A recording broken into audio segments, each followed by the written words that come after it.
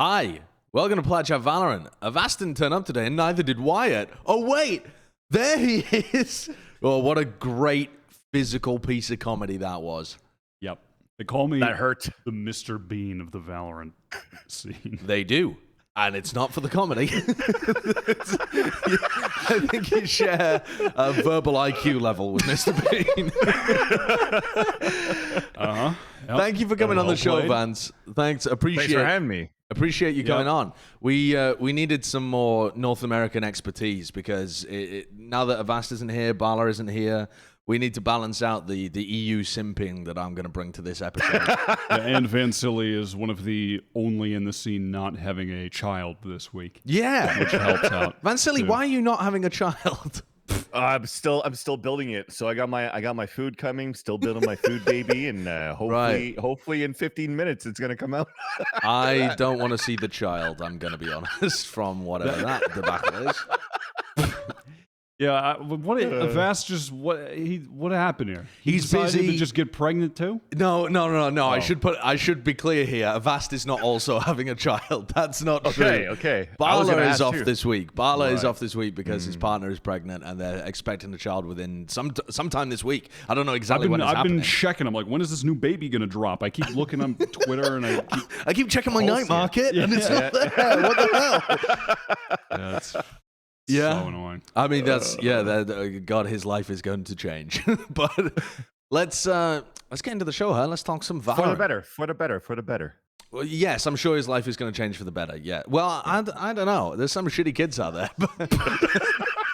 but yeah, it probably is. He seems like a well-adjusted fellow. I'm sure he's prepared for it. Some people can't handle parenting. Do we want to talk about Valorant today? No, let's just talk about the joys of parenthood. That's three individuals who have no idea or expertise or relevance, which is pretty much the same as every show. Also, the same when we talk about Valorant. Yeah, surprisingly. Yeah, pretty much. Okay, we'll get into it. All right, what's going on? The first thing to say this week is that we have spent an inordinate amount of time on the show talking about TSM when they were bad. Can you imagine how much time we're going to spend talking about TSM now that they're good again? Oh, God, it's going to be disgusting. It's going to be absolutely revolting. You know, I'm loving it. But it's what can you do? They're TSM. They're always in the conversation. But it's nice to have them in the conversation for a good reason. Oh, absolutely. You know? It's pretty fun. I mean, they just went on a tear through this bracket. You know what I like the most about the run here, though, Josh? What do you like? Let me tell you. What I like the most is that they had the killer instinct. They had the winner's mentality. Okay. You're spouting a bunch of vagaries there. They left it all on the field. At the end, no, because when you got to the end of the bracket and you're in the seeding games, now they only played one or two seeding games, or one seeding game actually, which is just the grand final. But the whole conversation was about, and like, I don't know, you saw a bunch of the players who were in this posting like, oh, we're trying to avoid getting first because then you play against Envy, and if you get last, you play against Sentinels. Right. But either or, you're in the bracket with Sentinels and Envy, not the one with 100 Thieves and next set, and obviously you don't want to play against Sentinels. TSM, fuck that. They're just going to come in and win. They just wanted to win. And I like that. I like that a lot. We're just going to win. We're going to play against Envy in the first round. If we beat Envy, we're probably going to play Sentinels in the second round, and they feel like they're just going to win. I like that a lot. I like that confidence. I think it's necessary for their org. Like, if they had just dicked around in the final game, I think their fans may have... I'm sure there was a lot of people that would have understood that it was a game where it's advantageous to get the second seed, which has its own wave of problems that we should probably address at some point. But in terms of the TSM arc, they've been shit for so long. They shouldn't have been in the conversation. We shouldn't have been talking about them on this show. They're just so... but they're just so popular that... The legacy. That they stayed in the convo even when they were... At times, not even looking like they were in the top 20, but I mean, they definitely dipped out of the top 15 at various times this year. And now that they've surged back into it, I think they want to showcase that they're here for real. That they haven't just managed to stumble into this position and beat some, mediocre teams. They're here, they're ready to play, and they fucking crushed FaZe while Corey was playing Sova. So I don't know whether that really says anything anyway. No, we don't think about that match at all. We don't think about that grand finals. I just like that they took it seriously though, because even up to that point, I mean, they did beat 3 teams in a row. They also, outside of that, they definitely proved that they are. This roster's legit. First of all, though, before we get into the actual question that's down here in the lower third, is TSM actually going to be able to make it to Berlin? What do we think the quality is, etc., etc.? Yes. Seeding games. What the fuck is going on with these things in North America, man? Why don't they just give? Here's what I don't quite get. Right. There are very reasonable ways in which you can make it so that those games still have some kind of value. For example, the first time around, to be able to get when you have the first wave of teams qualify, the thing that we do in the Overwatch League is that if you qualify first, you get first pick of your opponent. And so then you don't have to play out the rest of this bracket. Or you can play it out for the money if you want, whatever. But you get selected, so you can't rig the bracket to know who you're going to play against afterwards. And if you're the team that qualifies in first seed, you're guaranteed to get the best matchup available because you get to choose who your opponent is. And it adds all of the spice and drama to the show as well, because Sentinels come out in the number 1 seed and they're like, we beasted on TSM in Ignition Series, we're going to fuck them over again, and they just pick them, or whatever, or we've rolled FaZe every time we've played them, we're going to pick them, whatever the situation may be. I think that's cool. It's a very obvious solution. It's been done in esports before. It's super easy to implement as well. Yeah. And these seeding games are a fucking joke. They're an absolute joke. Bringing in Sean and DDK to cast the grand finals, the lower bracket final, is bizarre. I mean, it was actually a trip. It really, it does make sense on paper. You bring in the big guns. You bring in the heavy hitters. You bring in the heavy hitters for the lower bracket final. For the most useless grand game. Finals. But yeah, in reality, they should be there for the semis, which is when actually supposed to. But yeah, or they should still be there and when it fucking matters. But isn't EU like the same thing? Like isn't EU like seeding matches too? And even on top of that, the lower finals is a BO5. Well, there was like some justification for the bracket. I forgot what it was. The way it works in EU is that only 6 teams qualify. So it was 4 the first time and only 2 the second time around. So that lower bracket final game, the reason it's a BO5 is because it decided who went through to the playoffs. Right. Whereas there's 4 teams that went through from this bracket, so there's way more seeding games. It was only the grand final in Europe that was a seeding game. And it was a bit of a fucking mess. Like, Liquid were playing comps that they hadn't played before, and they looked like they were just kind of rolling around with Scream on Reyna. So, seeding games are not good. I'll probably agree. If that was a solution that works with let's say what you're casting here, Josh, and then first seed is able to choose whoever their matchup is, I think that could be a good idea, because I think I remember, wasn't it like Masters 1 or even First Strike, there was no prize pool for qualifying matches. It was just seedings leading into First Strike in December, and everybody was already like really mad about it, so they thought maybe the solution for Riot was to add money to it. But now you look at the pro players at this level, and we even asked Coach Trippy, and Trippy was like, it's just another penny to the dollar. So the money doesn't matter at that point at this level when you're playing for these top orgs. So I think it's more important to look at just qualify and end it, like how Europe did it last time. That's also part of the reason it's only a major problem in North America, from my point of view, is that in a lot of other regions, you are quite incentivized by either the money or the prestige or whatever. But the North American scene has so many eyeballs on it, so much of a large salary size for a lot of these players, and they're streaming as well and getting fucking tons of income from that. The fuck do they care about a prize pool? Like, these guys are not playing for the money. They're already richer than God, a lot of them. And I mean, at the end of the day, the prize pool later on is so much bigger, so much more prestige. I mean, it's just more important to win later. So, if you want to, whatever it is, keep a bit of keep more gas in the tank, not tire yourselves out, not show anything in regards to any comps or whatever you want to do. I mean, I get it. It's, hopefully this is probably the last of it, though. I mean, there shouldn't actually be, there's not going to be any more qualifiers like this, so. Last chance qualifier. You don't know what the situation is going to be like. Well, for that, I guess it should be. It should be pretty good.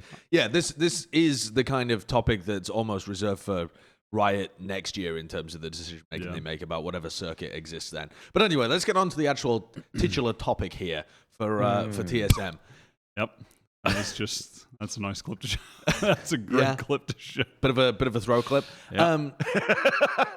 TSM, they obviously qualify first out of this, but I think what a lot of fans forget is that you coming first out of this means that you're the 5th team in NA. It doesn't mean that you're the best team or that you're a top tier 1 team. You didn't get the opportunity to play against 100 Thieves, EXA, Envy, Sentinels. So you're not actually odds-on favorites to make it to Berlin. Any team coming out the second qualifier is not odds-on favorites to make it to any of the next stage. So what's the chances, you little fucking TSM simp? You're looking at me with those eyes that say, I'm playing to the masses, I know what I'm doing. No. I just really believe in them. They can take down all of the top teams. No, while I do care about Gen.G broadening our demographics, bringing in new viewers, fans of all types of teams, orgs, whoever, you know what I mean? And especially those juicy whales from TSM. That's what you're thinking. No. I think that TSM actually have a pretty good shot. I think they're peaking at the right time. I think everything's clicking. They're peaking at the right time. And they genuinely, I mean, we'll look at the actual brackets later and do preds. But yeah, I think that they have a real shot. I feel like in this tournament specifically, even more so than the last, everyone was kind of on point. Everybody was having moments. Yeah. I think Hayes has still been mega consistent for them. He's been having a killer tournament. I think Wardell was playing a lot better. I felt like Wardell was actually, I don't know if it's true by the numbers or whatever, but I felt like there were more situations where Wardell was actually just picking up the rifle and succeeding with the rifle in this tournament. Obviously it's not going to be happening constantly, and I don't want it to happen constantly either. It was just about it happening a little bit more. And I kind of do feel like he took a little step in that direction where there was more rifles being bought while he was on Jett. And still, Bang and Leviathan just remain excellent pickups for this team. I mean, they have Bang playing a number of agents. He's doing well on all of them. Leviathan has added a really nice level of consistency on Sova, on this map, on Viper, on Split. I feel like everyone on the roster is doing what they need to do right now. They're peaking at the right time, and that could actually be a recipe for them making a run to Berlin. You know who the player that I'm most impressed with is? I think it's Sabrosa. I think that he's previously looked in a lot of their other games. Like, I mean, whenever we're talking about TSM, I'm comparing them to like months ago because they weren't on stream for a long time as well. But when I was watching their games back then, it felt like they couldn't come up with an identity, and Sabrosa's trying to IGL and throwing himself around onto all of these different positions. And now that it feels like he's locked himself in a little more, and he's able to get really consistent impact in all of these games, whether it be on the Sky or playing the Lurking Omen or whatever. He really seems like he's having huge levels of not just impact, but also aggression that makes up for the fact that Wardell is going to be open in a ton of these rounds.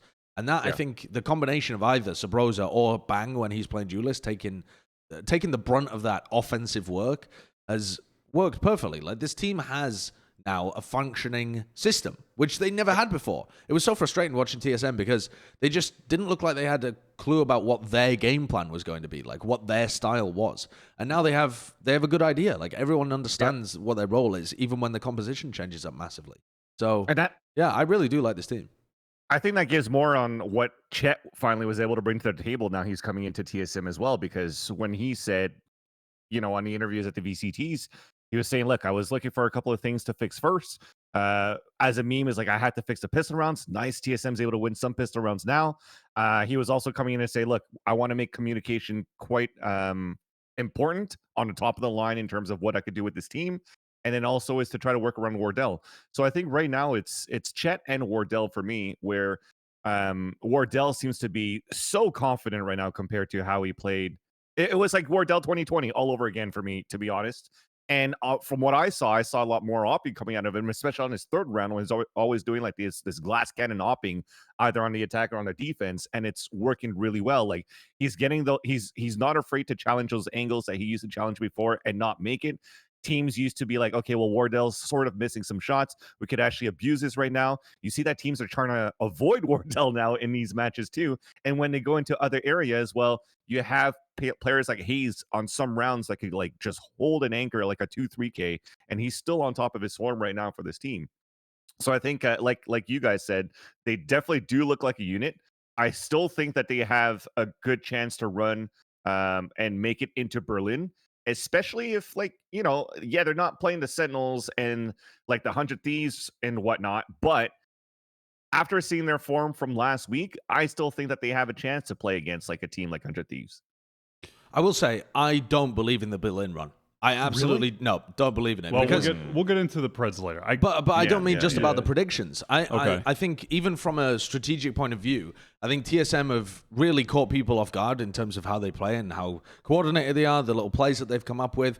But I don't think that they're going to be dramatically able to change things coming from their qualifier into the main event.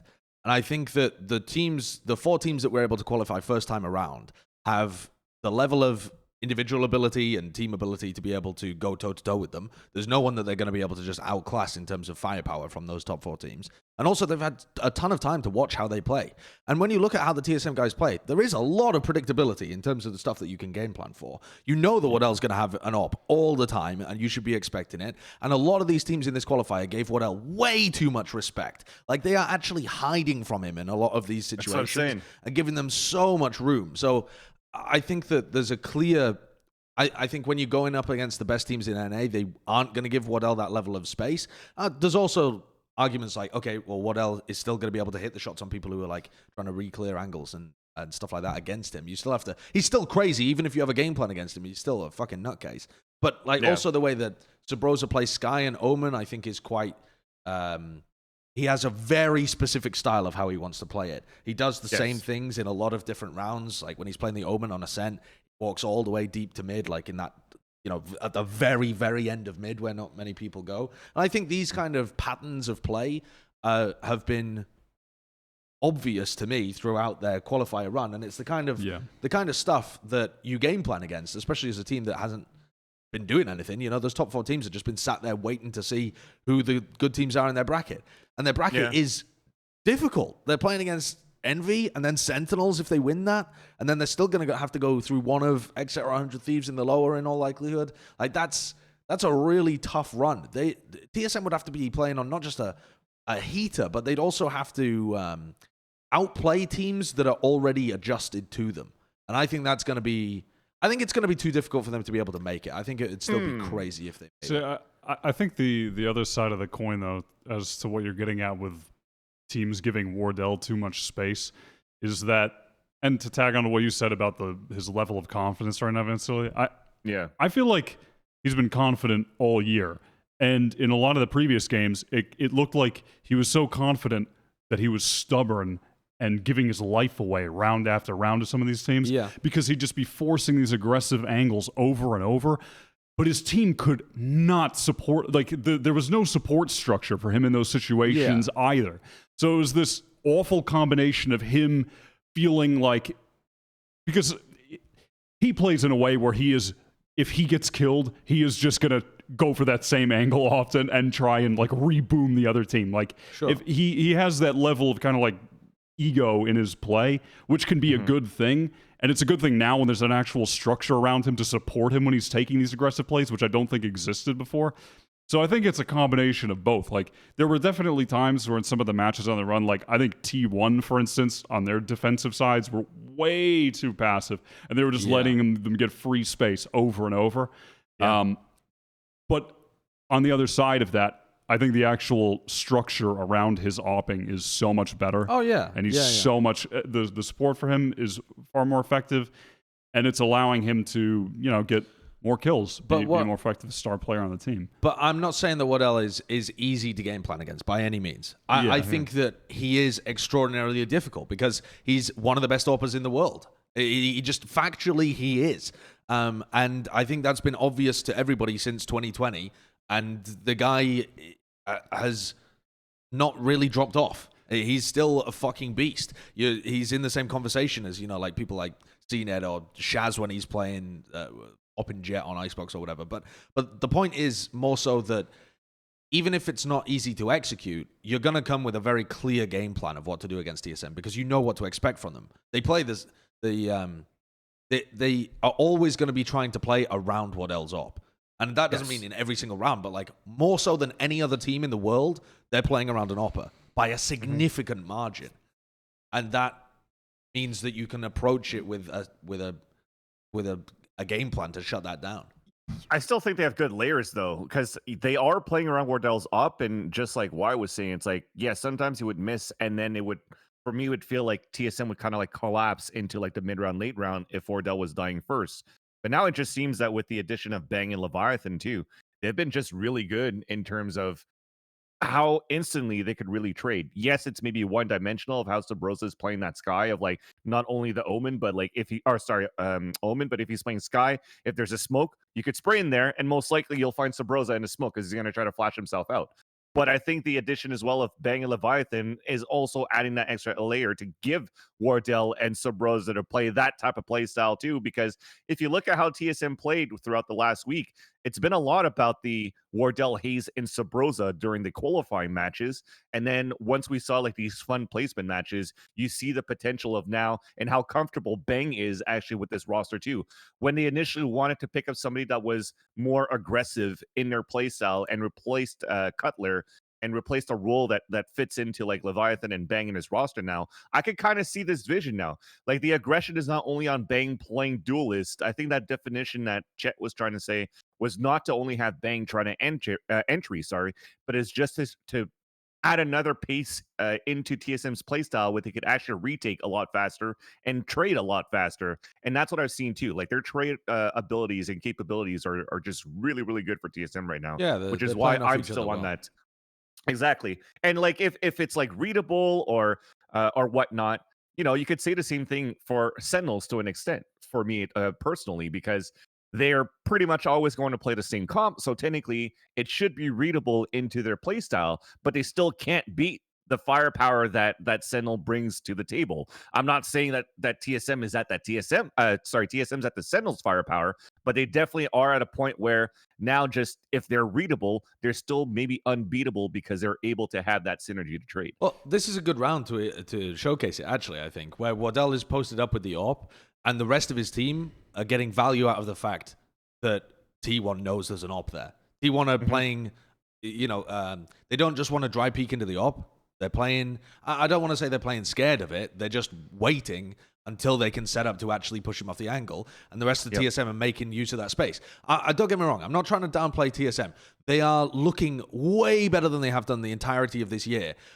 I just think that they're a little overhyped right now due to the recency bias of not seeing them play against the top 4 in NA. That's my only thing, is that I don't think they're favorites to be able to make it. There's only 3 spots. And at the moment, I'd probably rank them as the 5th best team. So it's still going to be an uphill battle to be able to get in. I do want to talk about one point that you made, though, which was about, you had mentioned that other teams have the opportunity to change and they'll be able to just see what TSM have done here a week ago and going.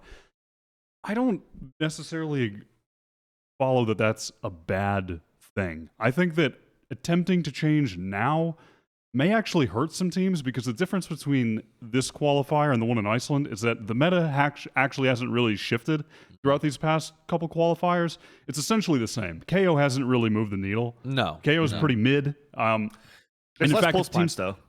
There's definitely less pulse. There's definitely less pulse plans from what I've noticed.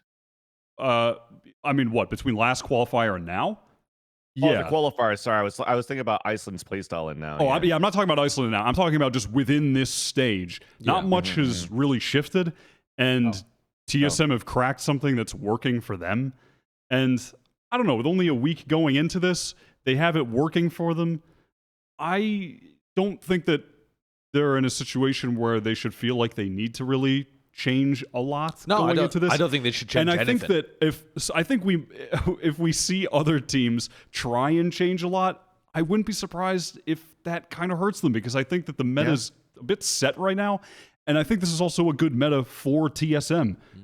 The op is less expensive. Wardell can get it more. Sky is super viable. Subrosa's role is cleared up. I think that those are two crucial factors that have been negatively affecting them throughout this entire year. Absolutely. I feel like this is.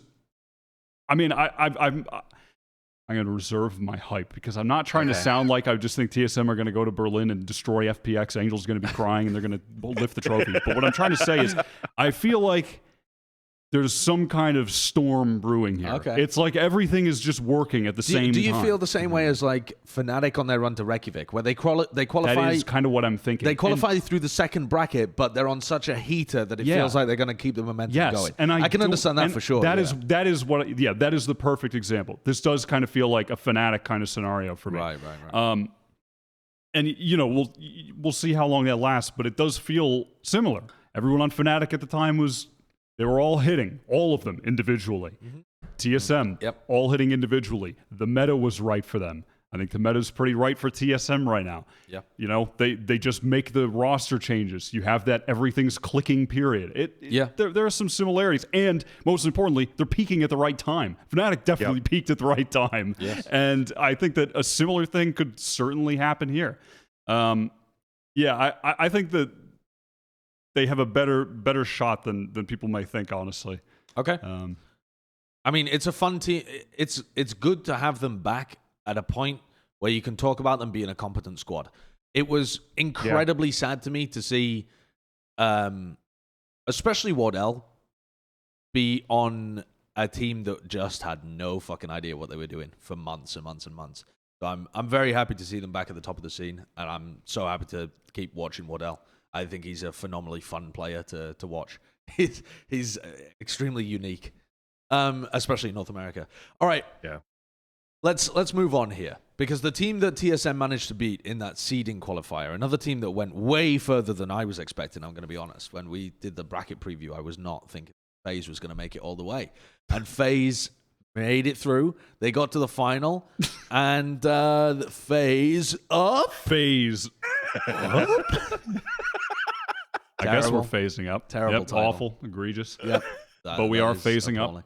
It's like that, right? Well, don't even do it. What do you mean? I'm trying to connect to the youth, Josh. Oh, don't connect. New demos, new audiences. The youth that enjoy being scammed in crypto, various kind of things, left, right, we won't even scam them if they become our viewers. True. We offer a safe haven for any poor FaZe fans. There we go. Fantastic culture that organization has. Okay. All right, FaZe. Anyway, the team itself. I'm never joining FaZe Clan now. You're not. All of those quick sniping videos, the quick scoping, whatever the fuck, whatever. 360 no scope Doritos. So that was so. Dude, you're getting old. Whatever those fucking quick sniping videos, whatever those are called. Fucking old ass. All right, roll it, Kurt. Pull up something. All right, FaZe. They made it much further than I thought they would. This in this bracket, I don't know. I still don't think that they've recaptured the form that they had at Masters 1. I wouldn't go so far as to say that, but I was impressed that they came back after being rinsed by Rise in that first round. They got absolutely plowed by Rise here. I think, what were the scores? Like 13-4 or something on the maps? 13-2, 13-6? Oh, no. 13-11. Oh, I was thinking of the Luminosity game. Yeah, but when they came back afterwards and they were playing a better game. They dismantled T1, which I didn't really think they would be able to do. T1 looked kind of shocking in this tournament, though, overall. Like, I thought that T1 should have easily won on split. Yeah, T1, they came in looking nice against V1, and then they just, I don't know, they ran out, the tank was empty. I don't know. Anyway, FaZe look decent. But I don't think I don't have the same feeling about them as I do about TSM. I can understand where you're coming from with TSM, where they look like they're on a heater. To me, I can't really see FaZe going on a blitz through this upcoming tournament. The players need to be fucking popping out of control in order to win, and I just don't. I don't think they're quite there yet. Let me try and convince you otherwise. No, I genuinely, when we get to the part where we do the pick'ems for this bracket, I'm I am going to either ruin or save our pick. Okay. It's one or the other. I have a bit of hope for FaZe, honestly. I think Corey is in rare form right now. I think he's been obviously a really consistent fragger, but I think he's playing at an even higher level right now. The player I was most impressed with, actually, in terms of like returning to that form, I thought BabyBay had a good tournament. Oh, in yeah. terms of, like, I think that he's had some moments recently where he was not at that Masters 1 level, and he was certainly getting more towards that this time around. I just can't get on board for this FaZe team because their decision-making is whack. Their like individual stuff that they go for is nonsense at many different times, and they just try and skill their way out of it. It booms me. I just think is they're that going to get looking bullied at lore by the better matches? Was that when you were looking at the seeding matches? Because no, the seeding matches were horrific, right? But they were like they were actively throwing the seeding matches because they're just playing off rolls and stuff. But no, even in their wins, they're playing these rounds and taking bad fights a lot of the time. Yep. And in their Masters 1 run, they were still taking bad fights, but they were winning so many of them that it's like, okay, well, you just can't beat this team right now. I don't have that same feeling this time around. Like, they're taking some bad fights and winning them. They're taking some bad fights and losing rounds. It's very messy. I think they're going to get punished by better teams. Yeah. I do feel that FaZe is a little bit still somewhat, let's say, telegraph playing on Bind, because a player you guys were talking about, or mentioning a player that you enjoyed. For me, it's actually their latest addition, Baby J. I do like Baby J in this roster right now, with Marv stepping down and going with Envy. I think they still have like some sort of hope for this team right now for FaZe. I think Baby J, with, for example, playing his Breach on Bind, still is a great support player to what he does with Corey on defense, instead of playing with like that Jett dash kind of thing that we always gimmicky about when we see a Breach and a Jett. I think they're utilizing Baby J with Corey a lot, with like the fault line paint shields kind of thing on that defense. On the offense, it becomes kind of telegraphed too, because what can Breach do? Yeah, he's going to fault line towards showers, but that also enables like that's the gravity well to come out here from Zachary, and they're able to get a little bit more map control to actually get that type of like double entry schmeek that we could see from Corey and from Baby Bay. So if those guys are on, in terms of like, can they do their role as the entries and getting in with the support that they have from Baby Bay, then yes, it's definitely going to work. Again, as Wyatt is saying, like the meta fits this type of play style too, in my opinion, where you're not going to be as oppressive with an Astra in your lineup anymore. If you're going to try to cover something else, it's going to be a smoke, for example. You could still satchel charge into the site and break the stuff from the Cypher. So it's still very doable in their play style for FaZe to actually do pretty decent. But yes, if you do look at their bracket and their run, they did get spanked by Rise. This was like a surprise for them. Playing against Pioneers, where, you know, not many people are giving too much limelight to Pioneers either. But their big test against T1, it did work. I liked it. The way that they played against T1 on Split and Ascent. Their split game is actually pretty decent too for FaZe Clan. It's something new. And even Trippier was saying, like, they don't really have an IGL right now. That's consistently calling in every map. They have some calling and different maps now. There's different people stepping up per map to IGL, which is interesting. Do you consider that to be a good point? Because Traditionally, I do not consider that to be a good point. For me, it's like, it's a surprise, because we don't know who's calling for what map yet, and it's like their play style is already going to change from map to map. But, yes, I think their play style changes from round to round depending on what neurons are firing. I mean, Strat Roulette running that team. The thing about them though is, there are tendencies that they have that you feel like, okay, this should get exposed, right? Mm-hmm. But at the moment, and I think to the point you made about the change in the meta events, it's not happening as often. Sure, a lot of the aggression that was going more heavily punished in the last stage with so much Astra, etc., all the tanky gameplay in that respect. It's not being as punished right now. And even if, I mean, at the end of the day, some of the things, like, even if a team expects it, like, if you're playing Bind and FaZe are on defense, you know they're pushing out of hookah, down into market, and you're being flanked 1 second into the round. Yeah. But a lot of the time, it just doesn't matter. because it's Corey and he just kills you. But that's why I'm saying I think it looks a lot better against worse teams as well. But I think that FaZe really believe in their heart of hearts that they play better as they play against better opponents. I really think they believe that. I mean, they might believe that, but that hasn't been the case for the last 3 months, 4 months. It's just not been the case in Stage 2, though. And who did they lose to again? It was like version 1 they lost close to, and version 1 were on their way up. Then whoever else. I'm sick of hearing this version 1 shit. What? That was pre-Whippy version 1 looking ass. No, it was both.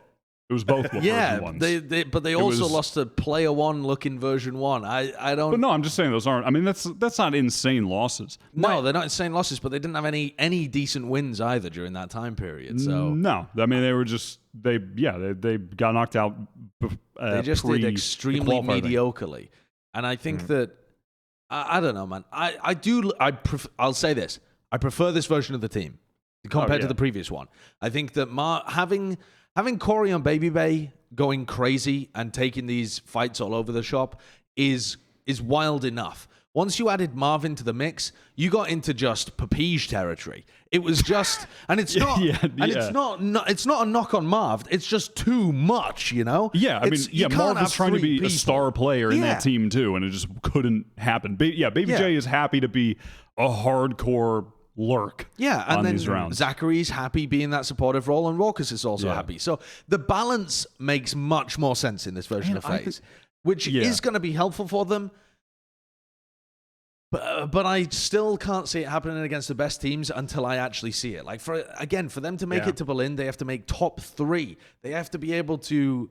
They would have to be wiping away not just one of these teams that made it through the first time, not just TSM as well, but they're going to have to be able to do it probably against 2 or 3 of those top teams. Yeah. And nothing I've seen from them right now indicates they're on that much of a heater that they can do it with consistency. I could see them getting an upset in this bracket and sending someone home and it being a serious upset. I can absolutely. That's maybe okay. not making it. This is kind of where I'm at with them. I can absolutely see them getting some upsets in their bracket, and I think they're against some of the right teams to do it. 100 Thieves, XSET, etc. Envy, they've always been good against Envy as well. I think. Yeah. And here's here's part of the thing for me as well. A lot of the teams that are in this bracket, we have not seen them succeed in fucking crunch time. When it really matters, they haven't turned up. FaZe actually have. FaZe have dumb confidence in these games. You got it. Come on. They have dumb confidence in these games. And these other teams, when they get to these deep stages, they don't have it. And they crumble. And I honestly think that we could see a scenario where it's like, of course FaZe lose to whatever, Envy or XSET. But then again, the same thing happens where the confidence isn't hitting for the other guys. Corey takes some crazy swing and kills 2 people. All of a sudden, mouse hands shaking. Oh, fuck. And FaZe don't care. And they're just running at you. Yeah. I really think that that's a realistic outcome here. There are only a few teams in this bracket that have actually gotten top placements at this point. Yeah, because a lot of the other teams that we rate quite highly have just been extremely consistent with in the middling 6th placement to 4th places. It's like it's like 4th, 5th, 6th. It's normally a rotating cast of teams that make it second. You know who have the fucking winner's confidence? Sentinels, TSM, FaZe. Who else in this bracket has had top winning placement? 100 Thieves did in first strike, and all this year it's been middling. Yeah. They definitely have confidence. I'm trying to spin a tale here. I'm just trying to offer a different perspective. Okay. Yeah. All right. Because I think there's some real upset potential for FaZe. I agree too. No, I agree with both of you guys. They have upset potential for sure, but can they actually make that run to qualify to Berlin? I think I'm going to lean more with Josh here to say potentially not, but they could still upset and make it very, very sucky for one of the teams that we may expect to make it into the Berlin Masters, not make it because they have to face off against FaZe. Yeah. That I think is my more likely outcome. Okay, let's get on to the next team. LG. We wanted to talk about LG here because they have, again, I mean, somewhat similar to like a tiny version of FaZe. they've just been absent from the top conversations for a long time throughout stage 2. And they hadn't really accomplished anything. They hadn't qualified for anything major. They hadn't got any big wins off any good teams. They just had that flash of success. I can't even remember when that was. Actually, January? I mean, it was even before FaZe. Yeah. It was in January when they like were December, January. Yeah. Nursery And then they Gamers had monthly. And it wasn't as impressive as FaZe. That's why I'm saying they're like Yeah. a mini version of the same storyline. And now they're back to some level of success in this tournament run. For me, I find it difficult to buy into this team because I think they have a very specific style that catches some teams off guard and other teams deal with pretty easily. But Dre looked like he was fucking popping. He absolutely had a revitalization. Like, the guy's been pounding, putting up numbers all over the shop. So do you think this is sustainable for LG? Should I be on the hype train? I think you just classified it in the perfect way. Oh. Honestly. That's so sad. I was hoping you were going to sell me a dream again. No, I'm not selling the Luminosity dream, Okay. I don't think. Though, listen, I wasn't believing in the Luminosity dream in this qualifier. No, and they came out and had some good wins. So good on them. I mean, I think they surprised a lot of people. I mean, as you said, Dre's in crazy form. Tig looks like a very intelligent player. And that's it. Yeah. They're playing with Tig too, right? So they don't have Moose that usually plays with this roster. And going into this qualifier as well, it would have been a revamp of like agents as well, because who do we know Moose for usually playing is Sova. But ever since Luminosity brought Dazzle in, Dazzle's been playing the Sova and IGLing for this team, and they look pretty decent. I think like their mid-run calls or the adaptation within the games themselves with the experience that Dazzle has. He was able to, for example, understand how Pioneers and how Rise are playing and take advantage of those rounds. For example, against Rise, they weren't taking mid a lot for Rise. So LG, what they decided to do is not place that much utility on mid side, and then just anchor up into sites, and it still worked pretty well.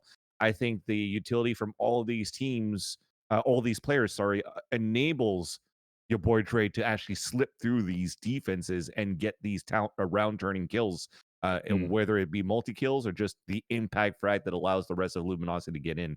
So I think in terms of readability into the rounds, it's pretty decent for LG. But are they going to make that Masters run? I don't think so. Yeah, I mean, I think that this is a good team though. Right now, it's a good team in the sort of general sense that I think they have a pretty well-rounded roster at the moment. Ben's pretty good too, man. I just don't I had never heard of this guy before. Yeah, but like in regards to, I think they have a good supporting cast. I do like Tig on the team. They got good duelists. They're always going to have good firepower. They're a pretty well-rounded team at the moment. Yeah, the question is just, for me, what team will they go up against that is just going to punish their style and try and nullify Dre? Because that's really the crucial factor in shutting this team down at the moment. Just throughout this tournament, there were just so many moments of him just walking through the smoke and killing 2 players, etc. Which is, I mean, that's sort of the Luminosity that you know and love, but when will it get shut down is kind of the question. Who will do it? I don't know. I guess, as to just your first point, I can't buy into the hype train that they would make Berlin. Could they get a shock upset? I think they're another team that could. Yeah, they have that potential. They have the individual skill. But I don't buy into them making it to Berlin. Yeah. They're a weird team, man. It feels like teams were very quick to adjust against the contact style that they like to play. Like the noise cutting, info denial, not using too much utility. It feels like people had a small fling where they would finding it hard to deal with that, and then they immediately just made some adjustments, and now most of the time people are pretty fine against it. So I mean, if you want to be a scoreboard Steven, I'm pretty sure Dre has like the best stats of the last qualifier for any other player. Yeah. Huh. Like the highest average, I think, ACS of any player right now. Right. So he is definitely popping.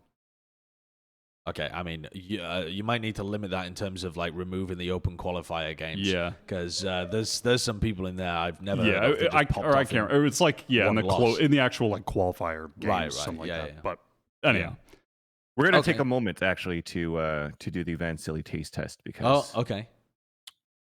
What's in? Oh, it's a bagel with some.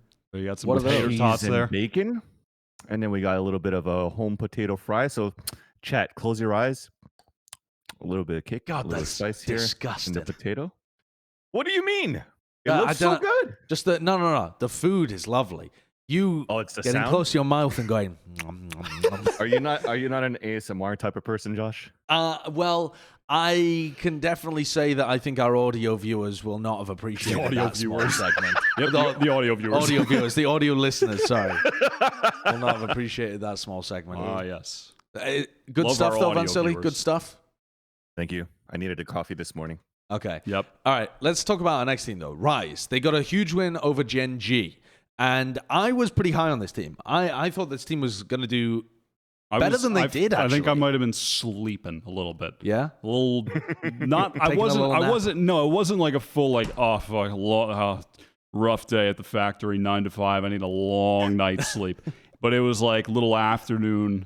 Little afternoon siesta. And a little afternoon nap is what I took on Rise. You know why? Because Rise is so fucking hot right now that they just they forced you to take that little siesta in the middle of the day. Otherwise, you'd be working your ass off. People take siestas because it's hot outside. Right. Yeah. Okay. Yeah, all right. I understand where you're getting at. All right.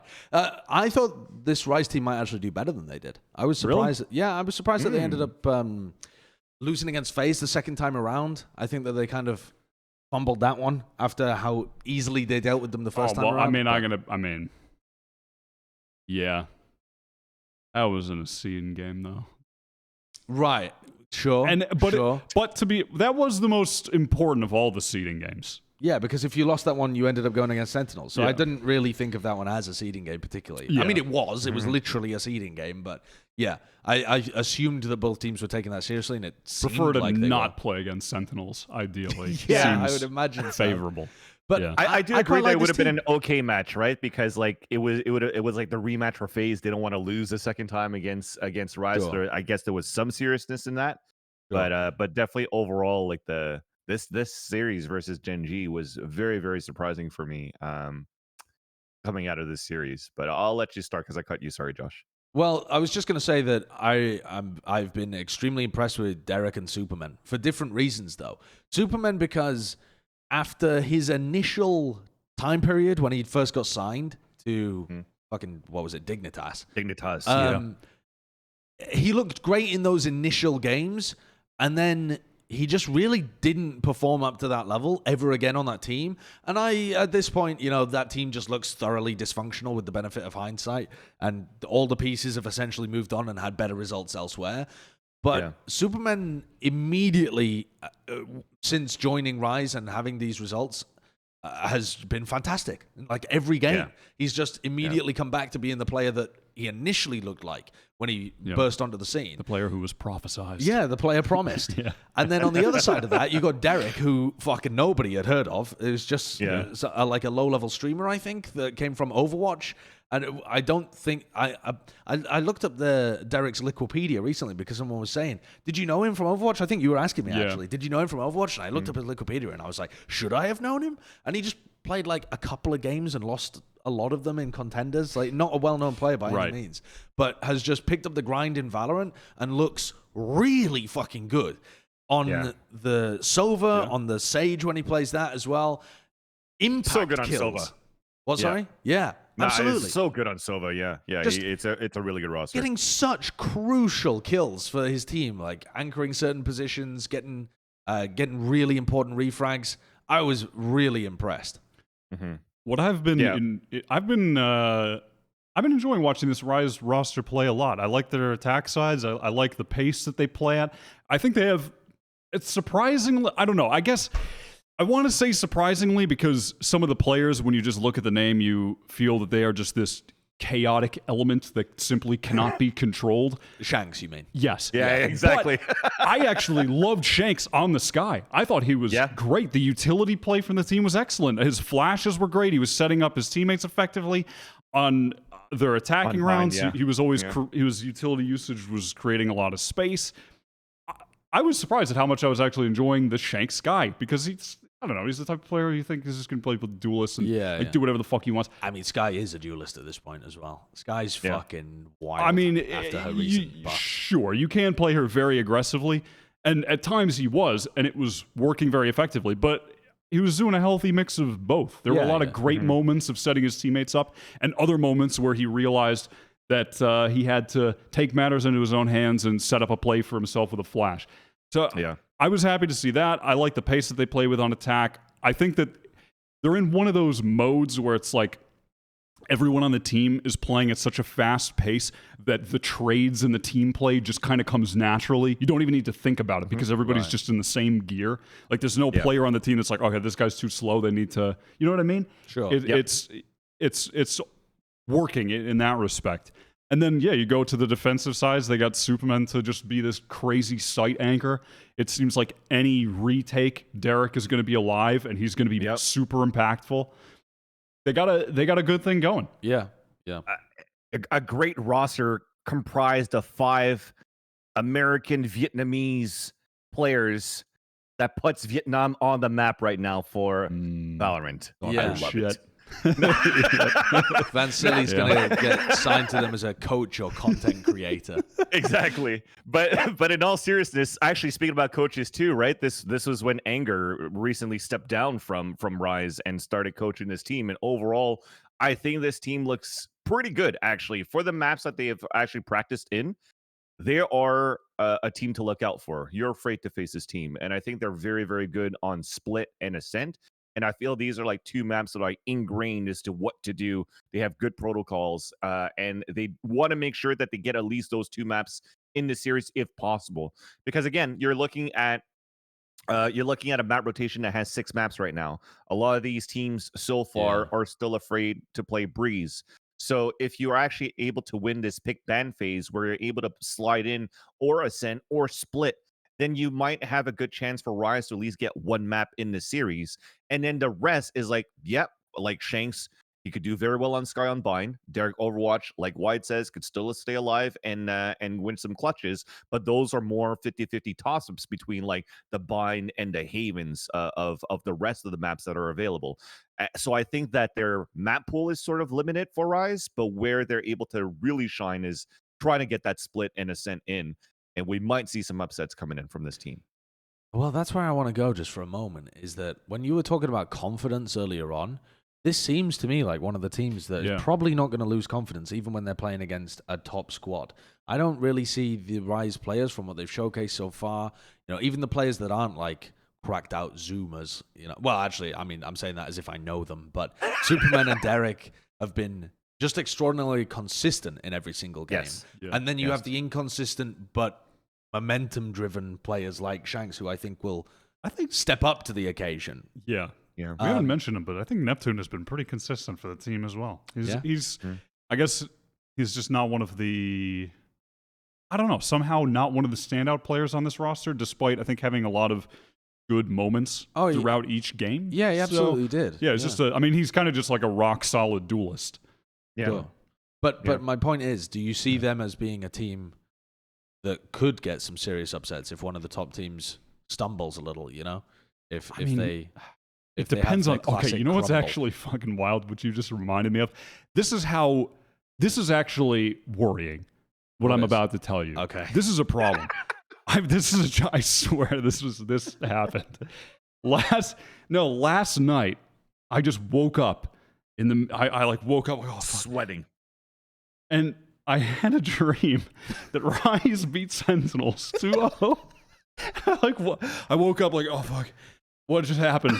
And I saw them winning a 1917 overtime game on Bind to take the series 2-0 against Sentinels. I had a dream that, like a fucking That's So Raven premonition. You've been given the gift of foresight. I'm dead serious. And I just woke up in the middle of the night last night. I'm glad we were talking about this because I was thinking about, I have to talk about this on the pod later, but I was going to forget. And now you reminded me. Yeah, I woke up in the middle of the night. I had a dream that I was watching. I mean, obviously, I watch way too much Valorant. Yeah, that's the big takeaway. Yeah, because I woke up in the middle of the night, and my dream was I watched the final round of Rise beating Sentinels on 1917, Bind. 1917 on Bind. They win the series 2-0. Great movie. And then I was like, I opened VLR. I'm like, wow, a 2-0 for Rise. And then I woke up. I'm like, what the fuck? And I went back to sleep, and here I am. That is... You don't... So, I mean, I don't know. It's going to happen then. I mean, I don't know what that means. We've got to Predator. I mean, you've seen the future. Yep. I mean, if that does happen, that would be...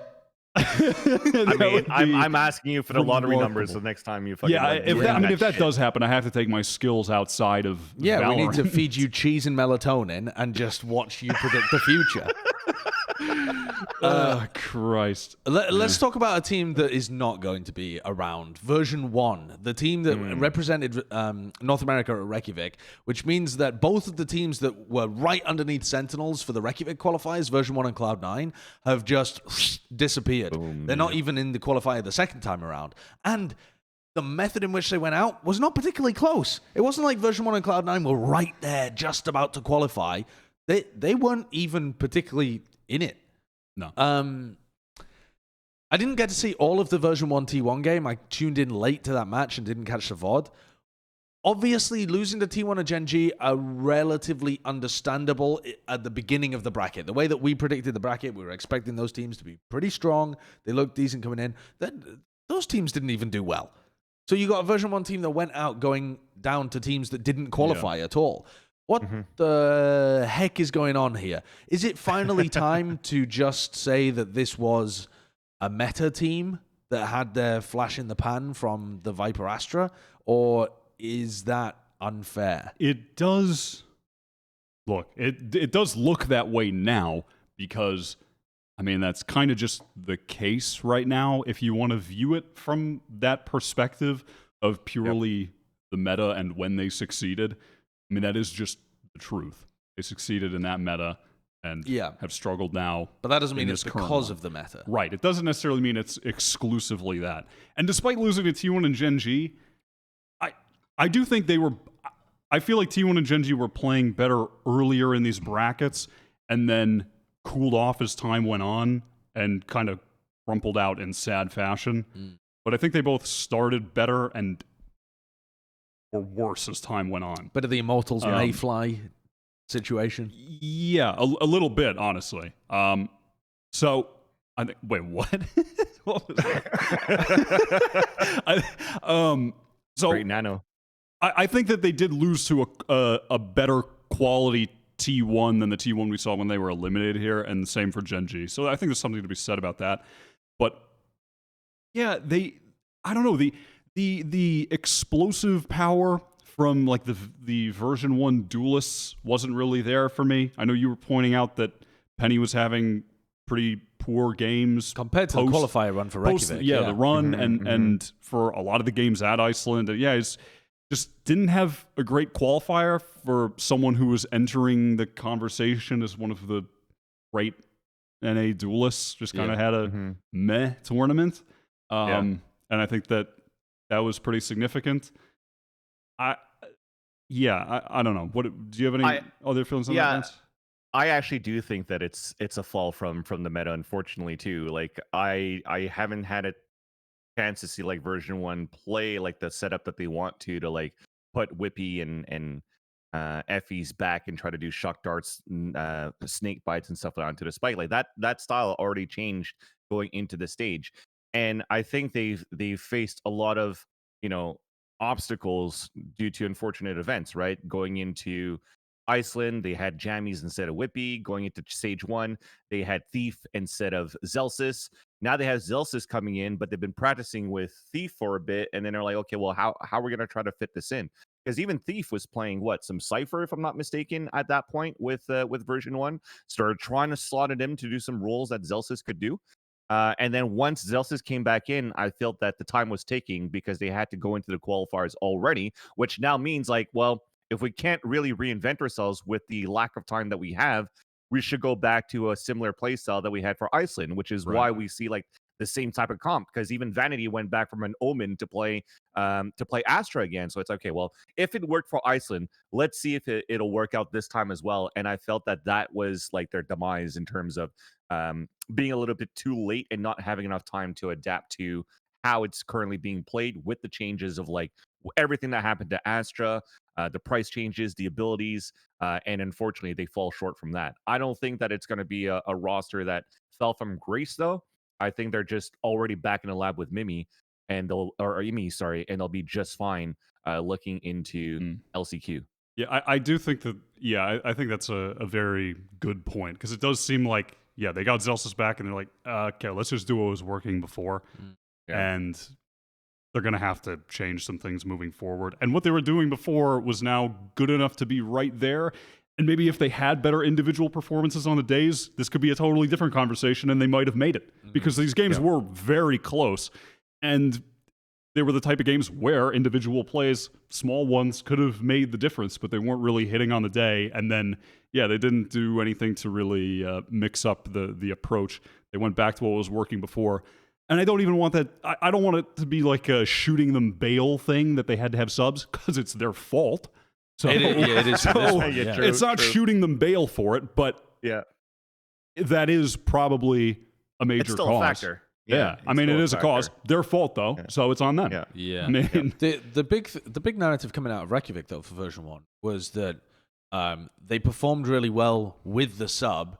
The core of this roster is probably going to be hyper consistent, and that has not been the case, right? The core of this roster performed better at Reykjavik than they did during this qualifier run.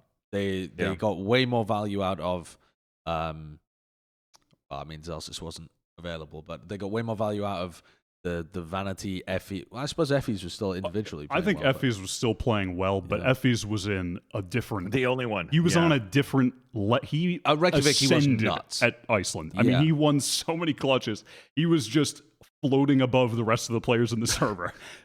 But he still performed really well here, and still in the clutches was winning a high number of them. But I mean, you can't replicate that level just on every day. I mean, it was just unreal what he was doing there. But I suppose the question, Penny, but Penny definitely did fall off, right? Yes, Penny absolutely did, I think. But I guess the question for me really is, this team is a lock for last chance qualifier, right? Yeah. We know that they're in last chance qualifier. Yeah. Are they just going to be a meta team that flumps in the qualifier, the LCQ as well? Or is this going to be a team that you trust to be able to get back up, play a bunch of like Zelsis on Sky, for example, have, I don't know, maybe Whippy plays more duelist as well. I don't know, whatever the situation is. Are they going to be able to adjust to the times and still have big performances, maybe get to champions in the last chance qualifier? Or is this a team that just had their flash and now it's kind of over? I think it's... Because a lot of people are assuming it's the latter, I think. I've seen the community stirring of like, this was just a meta team, give it up on them. I think it's more likely that they show up with something new at the last chance qualifier and look better than they did in this stage. Okay. I think that's a more likely outcome. I wanted to have a hot take, but I can't, because honestly, this is way too early to tell. They had a really good run for me in Iceland, and they looked pretty good. You know, if it comes down to like individual performances, I think it was just a one-off for these players, and they could still do quite well in LCQ. I'm not like, I know that a lot of teams are blowing up right now. The rumors of like who's going to get picked up by who now that the last chance qualifier is around the corner. But I think going to version 1. Yeah, right. I mean, and that's where it's like it actually. You know what? I mean, Yay for Penny. I'd fucking take Yay anywhere, to be honest, if you want to have a fucking Jett op in that team, right? So it could look good, but at the same time, I don't want to go into those speculations because I personally believe it would be unfair for a team in North America that got that second place to get into Iceland and still have a pretty good run with jammies right now. I feel like we haven't had enough time of like the 5 core playing like even for half a year if they could, just because of these circumstances that, again, Wyatt, as you're saying, is their fault.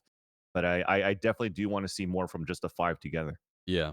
Yeah, and I think that's pretty fair. I think it would be unfair to write off Penny now, honestly. Yeah. I mean, he had how many months of really high-level, consistent, great duelist play, and then he had a bad stage. Like, hasn't it been about even, though?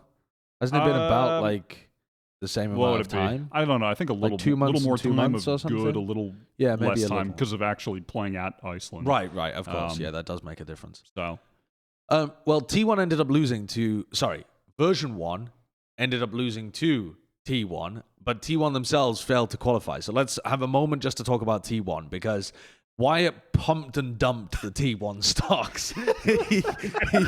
he fucking inflated them in the last podcast, and then I saw him at the stock market selling them all off a couple of hours later. I did think that this team looked pretty decent, though. That's so FaZe of you, Wyatt. I was reluctant to buy in because I felt like they hadn't played against good enough teams yet to be tested. Do you feel like that was what ended up hurting them, or did they just end up performing worse the deeper in the tournament? I mean, they definitely performed worse the deeper the tournament went on. I mean, the actual play in the qualifier to get here was all solid. They played solid against version 1. Then against TSM, they had the one good map, but on the other 2 maps, they seemed to have lost any level of confidence or aggression. It felt like at times. I mean, they're already to some extent one of the more passive teams. Sure. I don't want that to be conflated with, because anytime you talk, I swear to God, anytime you talk about T1, people still have it in their mind that they're like that old version of T1 that was sitting in spawn until 10 seconds were left. That is not the case, but they're not constantly fighting over every single part of the map. And they have quite static defenses. They don't like to re-clear areas on defense very often. Well, I think they do, but it's in a really reactive way. Like they like to set up plays where if they know there's some level of aggression coming up, like sure, a ramp or whatever. Obviously the sides are flipping. I'm just going to use that as an example. Like they'll try to make a play with whoever's there, like automatic on raise, whatever, to try and fight that player on ramp and find the pick and re-clear control. But that was something they weren't doing against TSM. They were just letting them have all the space in the world. Everything. I mean, TSM were just getting the entire map for free, executing how they pleased, and it just looked like a very comfortable win for them because there was no real pressure coming from T1 on the defense. I think a lot of that seemed to be due to the Wardell factor, right? Sure. Just those clips alone is like showing how, yes, versus TSM, it's like they were walking into Wardell. It's like it was a perfect example of how teams were afraid of Wardell's op, and it just wasn't working out. And especially on split, I don't know how many times they just tried to like do their slow play, dry peek, body peek to try to take mid control instead of using like Curry's utility to like try to even flash and push Wardell away from these positions they could gain map control. And even against FaZe, you just saw it right now. They're walking into Baby Bay's op, and as we mentioned at the beginning of the show, Baby Bay was sort of feeling it this tournament too, and you can't have that against Baby Bay when he's hot on a Jett op either. So I feel that their slow play style is still pretty good, but they're still having a hard time working within like the mid round or whatnot, right? And especially if you're losing a player early into the round, it seems to just shamble what they want to do for the rest on their attacker side. So I feel that I do like where they're heading so far. Like I think Curry is doing a great job as an IGL. Automatic's starting to find his form as a Jett. Oh yeah, he really is. Yeah, every single player right now in this roster seem to be comfortable in those roles as other examples right now of other teams that we think are doing pretty hot. But yeah, it's a little bit too late now. They might not make it through, or they're not making it through LCQ if not mistaken. So their run for the year is pretty much done. So I was going to ask about that, Vance. What is the situation with them in LCQ? Are they just completely out of it? They have no chance? Yeah, if I look at it right now, like they're not even in like they're outside of position 14. So there's just no way that they're going to be able to make it to LCQ right now. Like they have no points. They've gone a lot through roster changes too, so I don't think they were able to gain points from anywhere else. Right, and I think that T1 are a very interesting roster to begin having these conversations about, which I'm sure we're going to spend the next couple of months talking about a lot of different teams in this kind of manner. Are there changes that should be done for T1? Because if you don't have anything to play for the rest of the year, first of all, we don't know from the outside whether they have any intentions of bringing back Spider, right? So that's the first big topic of conversation.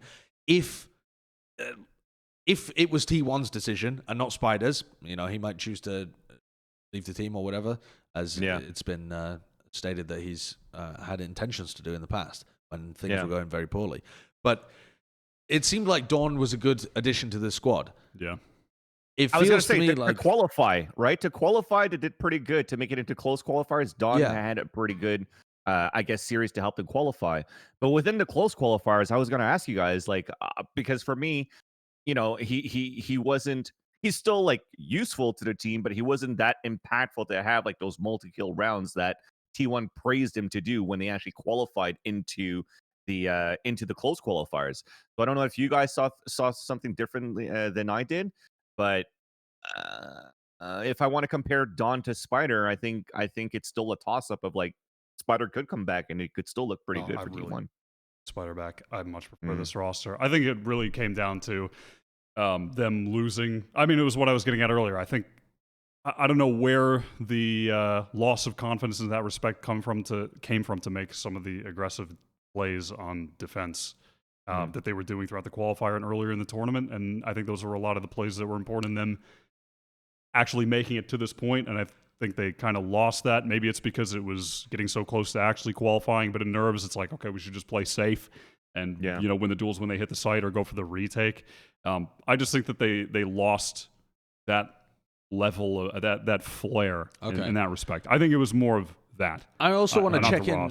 I also want to check in with you guys in terms of your thoughts on Skadoodle and Brax though as well, because Brax has been a recent addition back into this T1 squad, and Skadoodle is also someone that I've been fascinated watching Skadoodle's career because he starts out in Valorant, he looks pretty shaky, then he takes a break from the roster, sits on the bench for a while, comes back, fucking dominates on Jett. Like, actually, the guy was a top 10 player in North America when he had that period of time when he was playing Jett, and he was hard carrying the T1 team.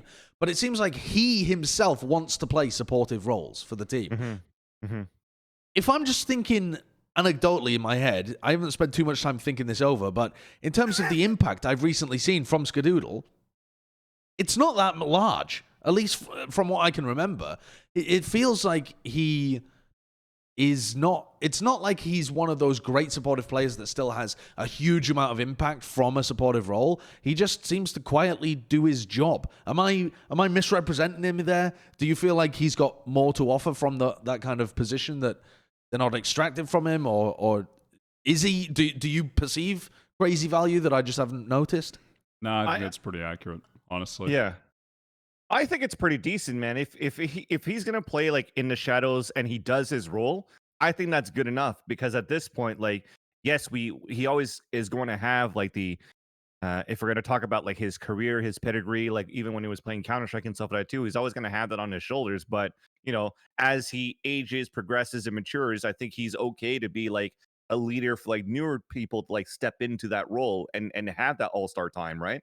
Kind of like what 100 Thieves are doing with Asuna when they still have an all-star roster from like big names with pedigree, but they're still playing it around Asuna, for example. So I think that it's still pretty good for Skadoodle. He does his role, and if you want somebody else to step up and have that all-star highlight reel type of like duelist young crack player, I don't think there is one right now. So like I think he'll fit into someone that is going to be able to take that role and be able to support that.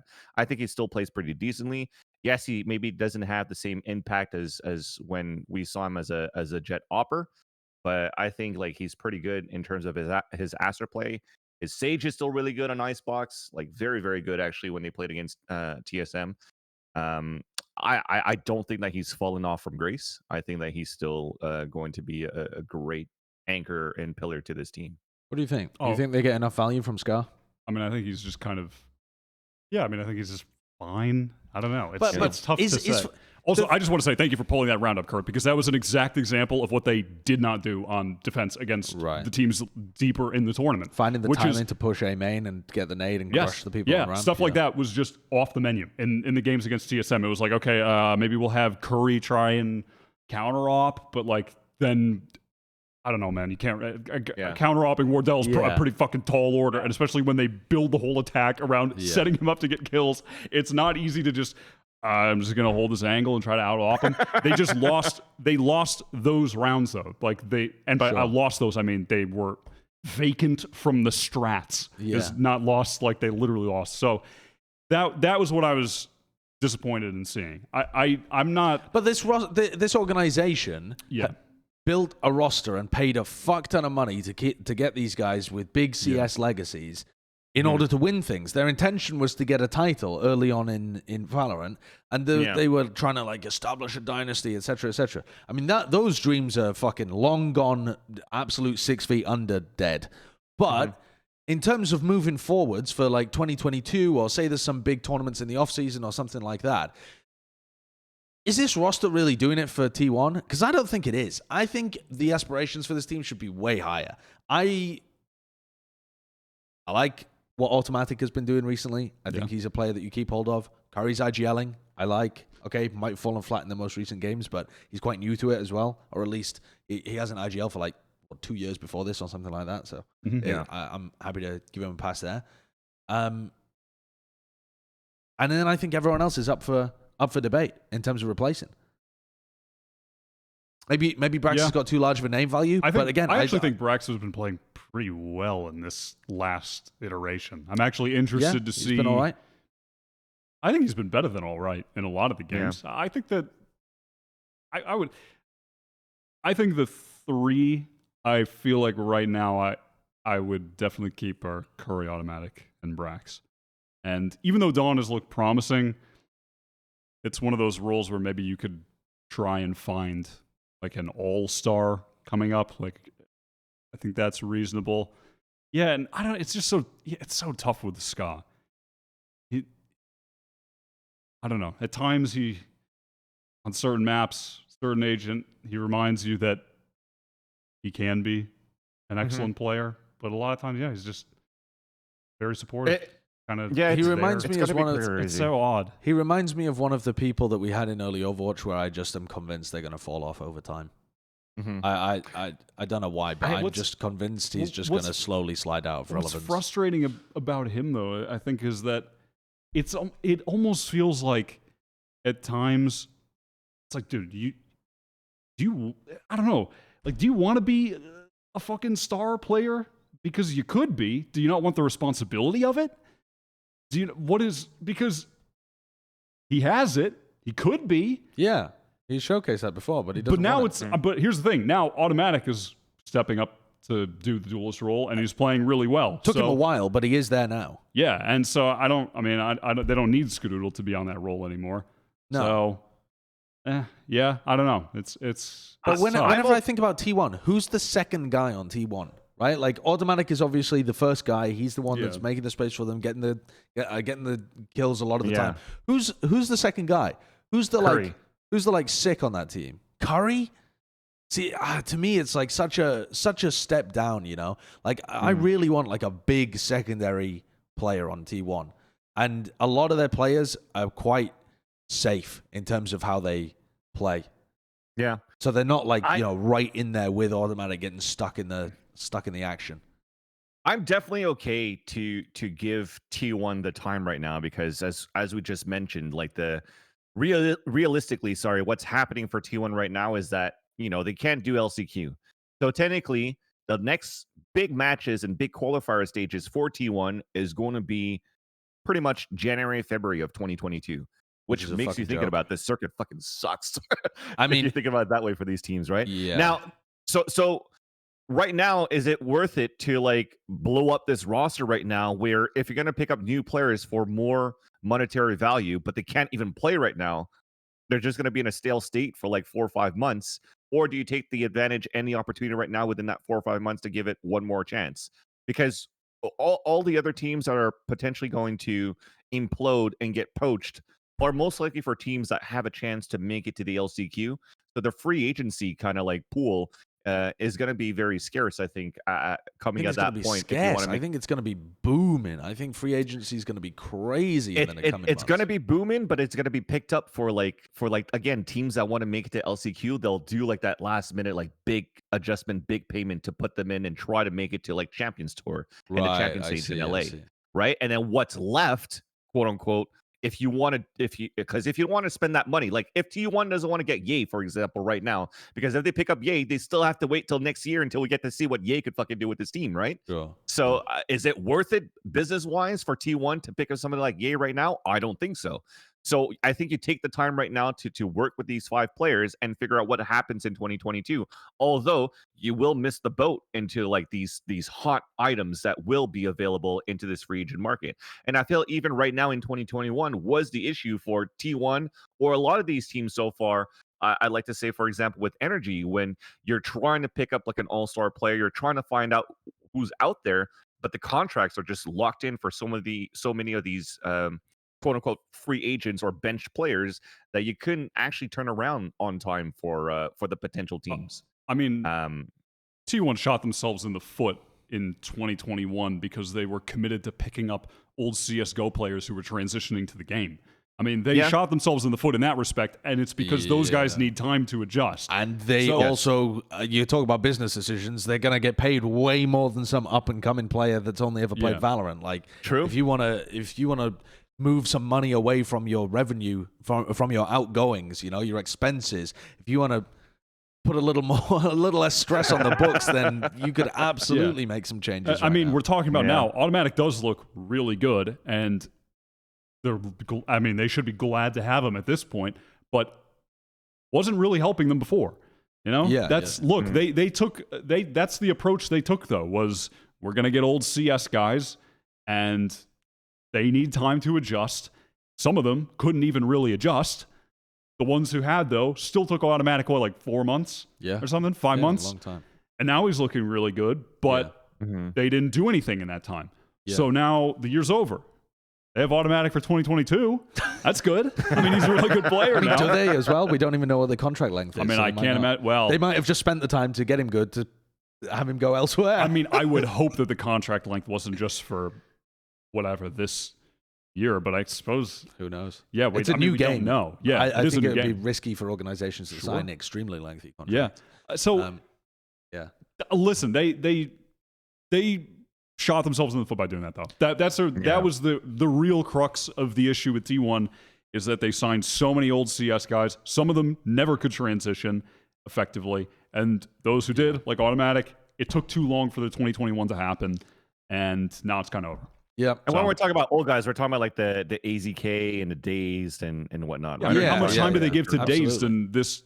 And then as soon as they as soon as they stop playing with them, immediately looking better. They immediately have the best looking team that they've had all year. Yeah. They just and again, I mean, I know Balla made this point when we were talking about something similar on a previous episode.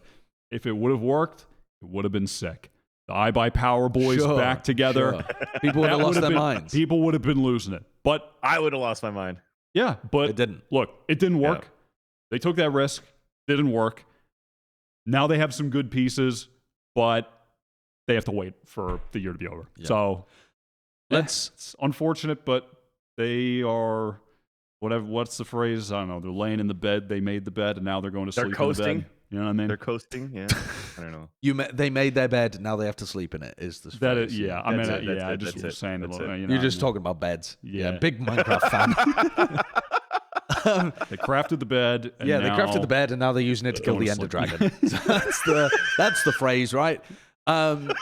NA bracket predictions. Let's get into it. All right.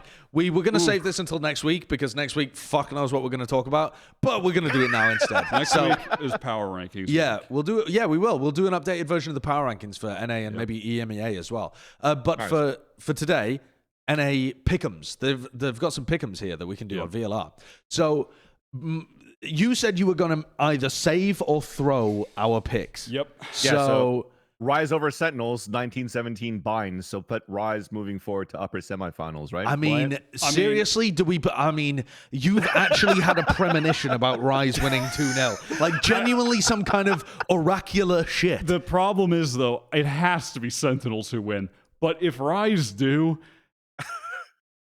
then I think we need to put you under some kind of like CAT scan and see how your brain works. Like, we need to be checking your alpha rays. No, I mean, if Rise do, I'm getting out of this esports shit. I'm going to open up a little, I don't know, like psychic / tarot reading business in a little shack down the street. Tarot reading card. I mean, God. If Rise win, we actually need a segment where you just read the tea leaves before every fucking bracket. All right, yeah. I mean, you have to predict Sentinels. Yeah. Rise. I mean, Sentinels sometimes do look weak in their opening games. There have been reports that they aren't scrimming as much recently. They're already locked into champions in theory. It's a double elim bracket. Sometimes they do take it a little weak at the beginning. But it's not like Rise are a heavy-hitting squad. They are going to play with a lot of confidence. But there really shouldn't be too much of a chance that Rise end up taking this. It has to be Sentinels. Yeah. But if Rise do win, that's fucking wild. All right, NV TSM. Ooh. TSM. Really? I agree as well. I gotta go with it. I was mulling this one over myself because I do think the TSM are on a real heater and they could do some damage against NV. Yeah. But when you look at how NV play and the time they've been given and how much they have to game plan against, I would be so disappointed in NV's calling and coaching if they allowed TSM to get away with the same shit that they've been doing in this qualifier. I think it would be a real failure of their preparation. This team has all the pieces they need to be able to shut down TSM. They can go toe-to-toe with them. They could attempt to counter-op, though I don't think that would be the best option they have. They're very good with utility when they go for re-clears of certain areas on defense. They're not gonna give Wardell space to attacking op, or at least they shouldn't. They have the pieces and the style they need to be able to do well against it. The only concern is like, okay, if Envy like to push aggressively on defense, are they just going to feed Wardell? I don't think so, because their util usage is really good when they do that. I believe in Envy personally. I think this would genuinely be like a shockingly poor result if Envy came out and lost this opening game, because they shockingly poor. Yeah, seriously, because shockingly, I think so. I think that Envy would be very disappointed in themselves if they come out and lose to TSM, because they should have such a clear game plan of how to beat them. Here's the thing. I think they're going to have the game plan. I think they're going to know what to do. Not going to matter though. Yeah, I agree. I think the answer. The answer for me is why I'm confident TSM is very simple. It's just individual form. Yeah. I think Envy are going to be prepared. I think they're going to know what to do. And I just don't think it's going to matter. Okay. I don't think their players are I just don't think their players are in the greatest form. At least the last time we saw them. Victor was playing pretty well. All right. Victor's been good all year. Yeah. I wanted to see more out of Mummy on the Jett. Not consistent enough for me at the moment. Exactly. I think Wardell's going to have his number there. FNS's 2021 has been meh. It's been all right. Marv looked good. Then he had some good lurks, but I don't think individually they're there right now. Okay. Maybe Crashies will be in a really good form as he has been earlier, and I think that may actually be like a WinCon requirement. I think Crashies and Victor are going to have to be in excellent form. Absolutely. I just think that TSM are on the heater. The individuals are all hitting. And last time we saw Envy, I actually think, surprisingly, the individual skill was the weakest part of their look. Sure. Yep. So that's where it's at for me. It took Mummy maybe 1 or 2 maps before he was actually able to warm up within the series, live in the server. It took him a map and a half until he started hitting shots with the operator as Jett. And if you're gonna play against TSM, you want to be hot off the rip when the gates fucking open, because if not, it's not going to be a winnable duel versus Wardell. You were mentioning here, Josh, before when we actually talked about TSM, maybe their run to Berlin is not going to be as promising, because when you're looking at the firepower that they bring on paper, it's not going to match. But I think it matches Envy quite well. Leviathan's a great addition to this team right now. Is he going to be at the level of Crashies? Maybe not. But they have other players right now as to like Bang versus Victor could be pretty even. And then the Hayes and FNS. Hayes has been on a good form in terms of like how he anchors into the site, even how he actually lurks. Like when he's playing Viper lurk on Bind, like he had a pretty good game as well. I just feel that head to head on the form that they currently bring for both of these teams, from what I've seen from stage one, or sorry, from challengers 1 to challengers 2 between Envy and TSM specifically, I think that TSM is gonna be able to take this one for sure. All right. Well, not for sure, but they should be able to take it. All right. 100 Thieves against FaZe. FaZe are the kind of team that actually has done very well against teams like 100 Thieves, Envy, and especially against 100 Thieves in the past. FaZe just shut down Asuna, and then 100 Thieves looked so weak. But yeah, the most recent showing from 100 Thieves was not old 100 Thieves. No. And I think it would be a very unfair comparison to use their prior form and compare that to their current. Because 100 Thieves looked vastly different in their most recent qualifier. Way better in the recent qualifier. Insanely better. Yeah. But that was also Asuna popping the fuck off. To some extent. Yeah, it wasn't all of it. Right. I don't mean to say that he was carrying them. It was a piece of the pie. It's a significant piece of the pie. Yeah. He's their big entry player. So if Asuna does get shut down again, it's still going to be a tough game for 100 Thieves to win. Personally, I do favor 100 Thieves here. I don't think... It's not that I don't think there's any chance of an upset. I think there is. But I think 100 Thieves have showcased recently good enough quality to be able to get them past a FaZe clan that isn't on ridiculous form. They're on good form. They're not ridiculous. So I don't think they're going to be able to win this game. That's how I approach it. It was all very reasonable, logical, and dare I say I agree. But you disagree. But I agree with everything up until 100 Thieves. Okay. So what's the win condition here for FaZe? Are they just the individually win condition turning for FaZe up? Is just... In your head, are they playing better than they did in the qualifier? Or do you think what they showcased is good enough to be able to win this game? That is a good question. I think yes in the qualifier when Baby Bay is on. Okay. I think it's... So they had like some matches where they looked at that quality? I think the win con for FaZe, I mean, it's kind of always the win con for FaZe in these big games, but you need... I trust that Corey is still going to be in God form because he just has been in this qualifier. I don't think he's just going to slow down now. Yeah. If Baby Bay is on, though, and also in this qualifier, I have established a new level of confidence in Raucus. I think he's looked better than ever. Been really good, yeah. I think he's looked better than ever. So I have a bit of a new level of confidence in their supportive system, which I think has granted them a bit of a higher level of consistency. And yeah, to me, it's just going to come down to how well Baby Bay is playing. Also, I guess the other aspect of the win con comes from them. Kind of a weird way to phrase it, but like out-confidencing 100 Thieves. But hopefully you know what I mean. Like, they're taking the jewels to them, setting the tempo. 100 Thieves disrupted on their attacks. What was looking good for 100 Thieves, Asuna performance aside, was that they were playing at a quicker pace, especially on defense. They were working off of each other's utility more aggressively. And I think if FaZe are in that mode, they could kind of boom them out of that and revert 100 Thieves to like their old passive ways. Trying to play a little bit safer in some of these scenarios rather than trying to, I guess, in some respect, match that level of aggression and be willing to take the fights, Asuna aside. Yeah. Vansilli, what are you thinking about this game? 100 Thieves FaZe.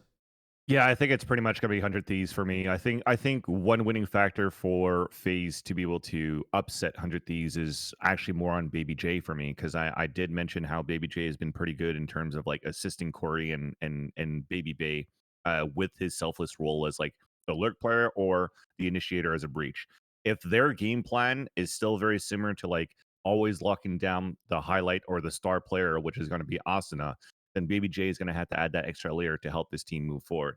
But their form's good for FaZe right now, but I don't think it's like that sick run Masters 1 FaZe that I saw from FaZe so far. It's promising. They got some stuff that they're working on in the lab, but I just don't see this happening where they are able to have that overconfidence that's just going to overthrow 100 Thieves. Okay. All right. Well, let's move on to the next game. XSET LG. Is anyone predding LG here? I feel like this is not. No. It shouldn't be on pay. It doesn't look like a close game. XSET should have the quality to be able to. They should. Yep. Any game is upsettable. Simple. Right? They should. But they should. This is my problem with this bracket, though. I don't trust these fucking teams. I don't trust XSET. I don't trust 100 Thieves. I don't trust Envy. Right.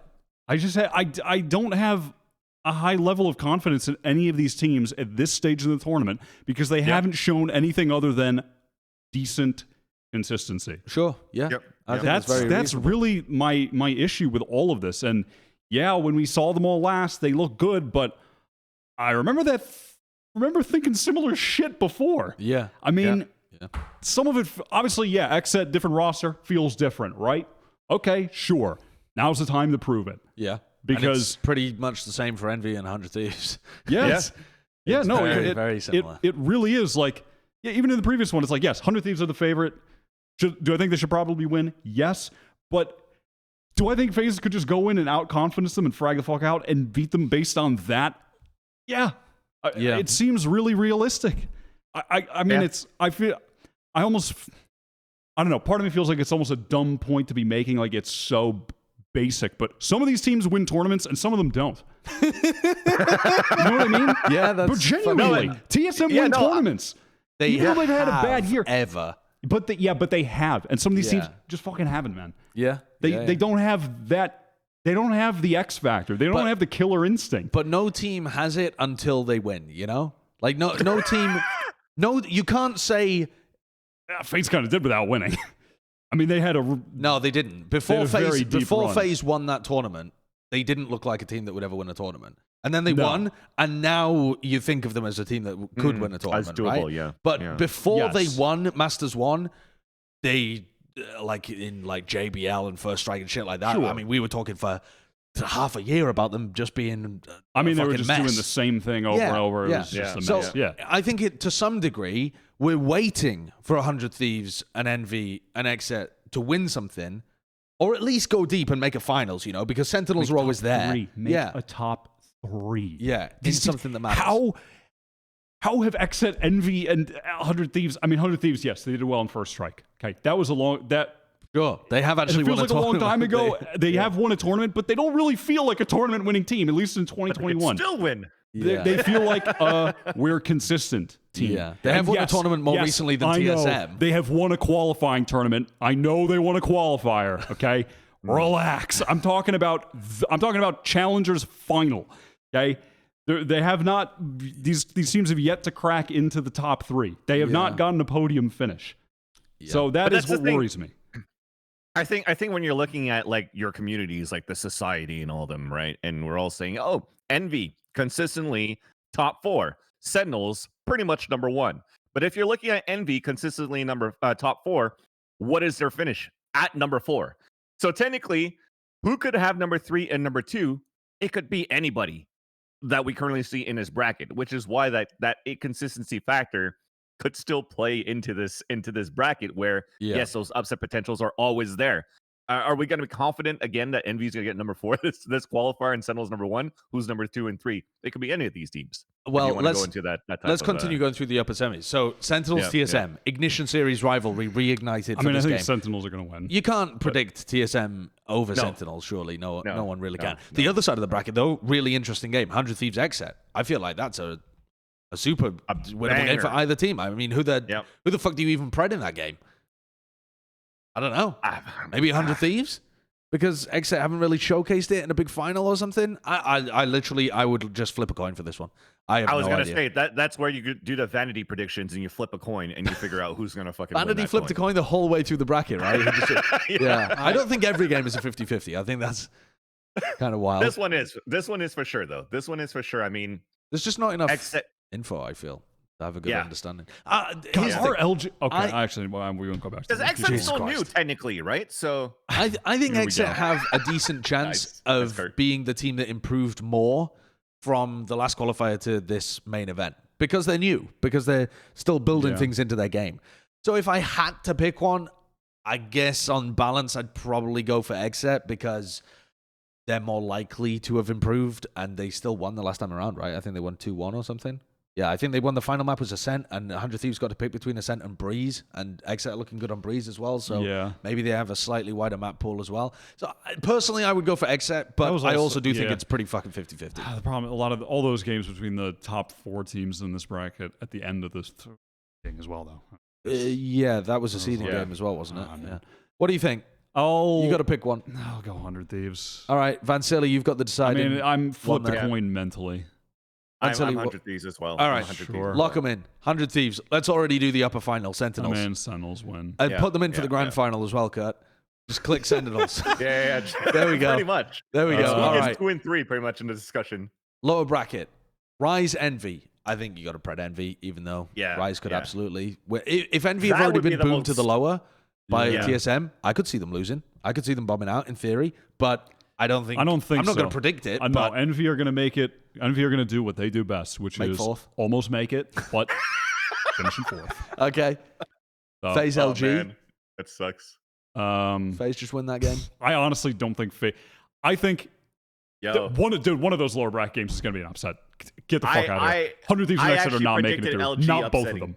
I just can't believe that that's going to happen. I don't have... Both those teams are really good on paper. I know, okay? Super consistent. I know. But there's just no way that both of them win their games against those teams and not one of them is an upset. There's just no fucking way, man.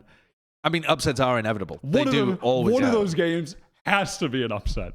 If it's not... I think that if it's not, that says a lot about the great form of 100 Thieves and XSET, honestly. I think if they both make it through, I think that means that both those teams are now for real in great form. But I mean, I think they were in great form at the previous one. It's just that they've had a break. Yeah, they're in great form when it matters, though. Like when it really matters. Sure. All right, well, let's continue with the lower. Sorry, I'm just going on fucking... FaZe LG in the lower. Just assuming that... Man yells at the clouds. Assuming that no upsets have occurred, FaZe LG, who do you pred? Just straight up. I mean, FaZe. This is my first upset. I have LG. Ah, okay. All right. Well, but you guys went to FaZe, so it's we've gone for FaZe. I mean, I could see that occurring. XSET Envy, low bracket. I'm going Envy. Envy always beat XSET. Spanker of a game. I know it's a new XSET. I'm going to go with history. Envy are going to go make it to the low round 3, losing 4th. Sure. I'm on board with that. I'm just going by history here. Yeah. I actually do believe in new XSET. When I built my bracket out, I had XSET being able to make it through, but I also didn't have... I had Envy in a different position because I had TSM losing in the first round. I had a very different bracket at this point. But let's go for Envy then. If Vansilli, are you on board the Envy train as well? I'm on board the Envy train for sure. I think TSM wins against FaZe. I think their form is looking better than FaZe's at the moment, so that's who I would predict in that match. I know that they only played in the finals and it was a seeding game. And I know that you obviously can't take it away, but I still have been more impressed in TSM than I have been with FaZe. I also feel think like I've said that so many times this episode. I don't know. I feel like if FaZe... Well, no, FaZe showed some good resilience in this last qualifier. I was going to say, I think if FaZe have lost already, but yeah, they've shown some resiliency, but yeah, they bounced back after the loss against Rise. Yeah, TSM should still take that, though, if that does. Yeah. We are here. What you're telling me with this bracket TSM are going to beat Envy again. You're predicting TSM to Berlin. TSM, I think so. I really think they are going to. We both said at the beginning of the show we have to stick to that. I really genuinely believe that they're peaking at the right time. It's fucking happening. TSM to Berlin. This is where they do it. The bizarre Envy in 4th again. The bizarre thing about this bracket, though, is if you click TSM and you pred them, Kurt, and then you scroll back up a little bit so we can see the full bracket, TSM would only have to win against Envy twice. They don't have to beat any other big team. No. Oh, yeah. And it's doable. It does How bizarre is that? They actually could make it to Berlin and not have to challenge any of the other teams. I can't believe this bracket works out in that way. Yeah. Wow, that's actually I mean, they could just lose to 100 Thieves. They could lose to every other major team, and still make it to Berlin just because they have a good stylistic matchup against Envy. So How you're kind wild of is happy that? you got frickin' first place in challenges too. Okay, when I said earlier that I didn't believe in TSM making it to Berlin, I actually didn't realize that they could do it like this. This does seem like a reasonable way that they could do it. Because the thing about TSM that I didn't really believe is that they'd be able to do it against multiple teams and be consistent enough. The same kind of thing against FaZe. I think they can get, a win, but I think the more top teams you play, the more chance one of you's got them figured out. And I don't think they're winning against Sentinels. I think, even if they played against XSET in the lower bracket round 3, I think there's much higher chance that they lose to one of Envy the first time around or XSET the second time around. Yeah. But if you're playing Envy twice, if the world happens where you already beat Envy the first time around, I think there's a great chance that TSM beat them the second time and go to Berlin. So I think what we're about to see with Envy, I think Envy, and we even saw it in the last qualifier, I thought they were bringing out some cool new stuff. They had some new little utility tricks. They were doing some different shit. Yeah. Okay. I think they were leveling up their game a bit in that way, but I don't think I think they're just so cooled off individually. I think that they're going to not make it, and they're going to have to inject some new blood into the team and try and make it in the last chance qualifier. I think that's where things are at for Envy right now. That Envy TSM game might be the first one in that upper bracket, might be the most important game of the tournament.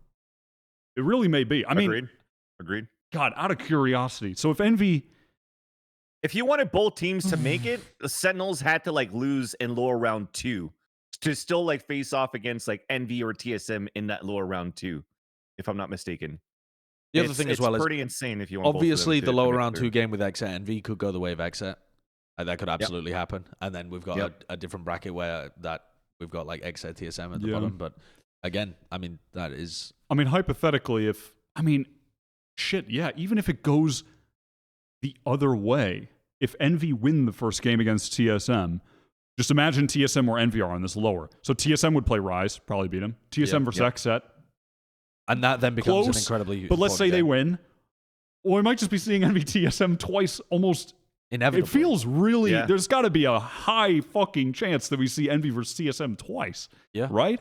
Yeah, very I mean, high. unless TSM or Envy are just on a heater and they beat Sentinels and make it through to the upper, but... No, that is very... It's very likely that there's a high chance that we see them play twice in this bracket. And somehow it brought you back to me. Yeah, so the Envy TSM rivalry is going to be absolutely crucial. I think it's so important that Envy have prepped properly against TSM. Yes. Insanely important. I know they're going to be prepped. But I know they're going to be ready. I just don't think it's going to matter. And I just think the players are cooled off right now. Yeah, they're just not hitting like they used to. We haven't heard about mics in the last 2 days, so I think they're working hard right now to get this working. So. Sure, yeah. But that's the thing. That's what I said. I think that teams are going to come in very prepped against TSM. That still doesn't mean it's easy to execute, right? The TSM is still going to be a hard team to game plan against. You still got to kill Wardell. Yeah, you still got to actually deal with it. Yeah. So that's the top 3 teams that we're printing then. Sentinels, 100 Thieves, TSM. That is who wins lower finals just to finish the bracket? The 100 Thieves. Sure, and then Sentinels. Sure. Whatever. I don't think at that point it particularly matters. I mean, at the end, it's But well, actually, they are playing for $100,000, I think, right? Do they got the it prize on $100,000? here somewhere, Kurt? Oh, yeah. Okay. It's a $100,000 prize pool, so I think it's $50K first. Pretty big difference, actually, then. Is it a big difference between second and third? Because that's what they're playing for. Well, I mean, I imagine you Must won't be. win, so you get the $50K. Must be. Right. So Over it's the, between second and Yeah, third. here, 40K first, 20K second, 15K third. So no, it's not going to matter that much. Only 5,000 difference between second and third. Only 5,000. You guys are so fucking... 5,000 split between 6 people. That's Oh, not- yeah. Yeah, exactly, right? Split between... Yeah. second... Like yeah, 5 but on the then if you team, get or Yeah, but That's if your you month win, in though, you get the primers. fucking... Yeah, but you ain't winning. 50K. You ain't winning. Might beat Sentinels isn't Sentinels. here. Get the fuck Sentinels outta might be here. chilling. Maybe. And the thing with this bracket is, if Sentinels do get fucking boomed, and then there's a whole topic of they should have been scrimming more, they should have taken it seriously. I don't give a fuck. Ain't nobody predicting for Sentinels to lose. They're the one team in the whole of NA where you take the history and just put them into the grand finals immediately. Yeah. Now, having said all of this, those 3 teams that we've predicted to make it as a conglomerate, Sentinels, 100 Thieves, TSM, those are the 3 teams that have won tournaments in 2020. Sentinels, TSM during Ignition Series, 100 Thieves at First Strike. This is this is what a fan would expect to. These are the teams the fans would expect if they hadn't watched anything in 2021. You know what I mean? They're just like, it's just looked at the results. Fan woke up from a coma. I haven't seen any games since Ignition Series. since First Strike. Who's going to win? Is Steel, Shazam, and Wardell all still popping off? I guess I'll just spread them to run through the fucking bracket.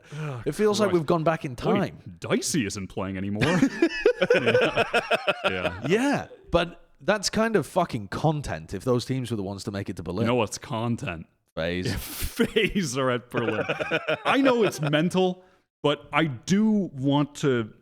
I think there's a divergent timeline where the three teams are Sentinels, FaZe, and TSM. I'm just saying. I think there's a divergent world where that is the case. The FaZe guys would have to be pop. Yep, they'd have to hit Masters 1 form again. They pop off against 100 Thieves, and then they pop off against whatever, LG or XSET, and they make it through. Yeah. Listen, I'm not saying it's going to happen. 100 Thieves are the favorites. Of course they're going to win. But it's possible. Yeah, that it's FaZe possible. Make it through. I think there might be a higher chance of that than they're maybe given credit for. I'm not saying it's likely. I'm not saying, but I think there's a higher chance.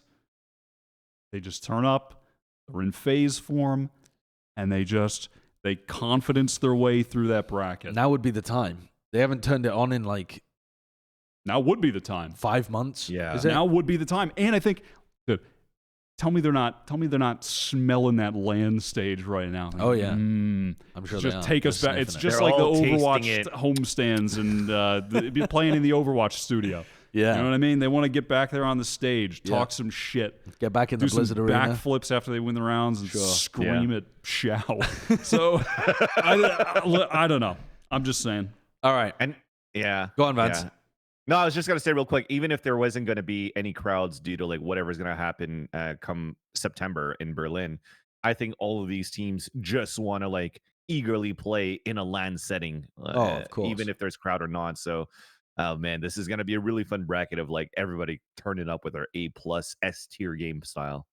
Yeah, well, let's go from the fun news about NA to the tragic news about EU, because if we're talking about teams that you'd really want to make it, and we're predicting Sentinels, 100 Thieves, TSM, maybe FaZe being able to make it from NA, everyone and their nan was predicting Fnatic to be able to make it to at least EMEA qualifiers. We had the G2 guys on, and they were like, we're 90% sure that Fnatic are going to make it through. We were talking on the show okay, Fnatic look really bad now, but they're still going to make it to the EMEA playoffs, right?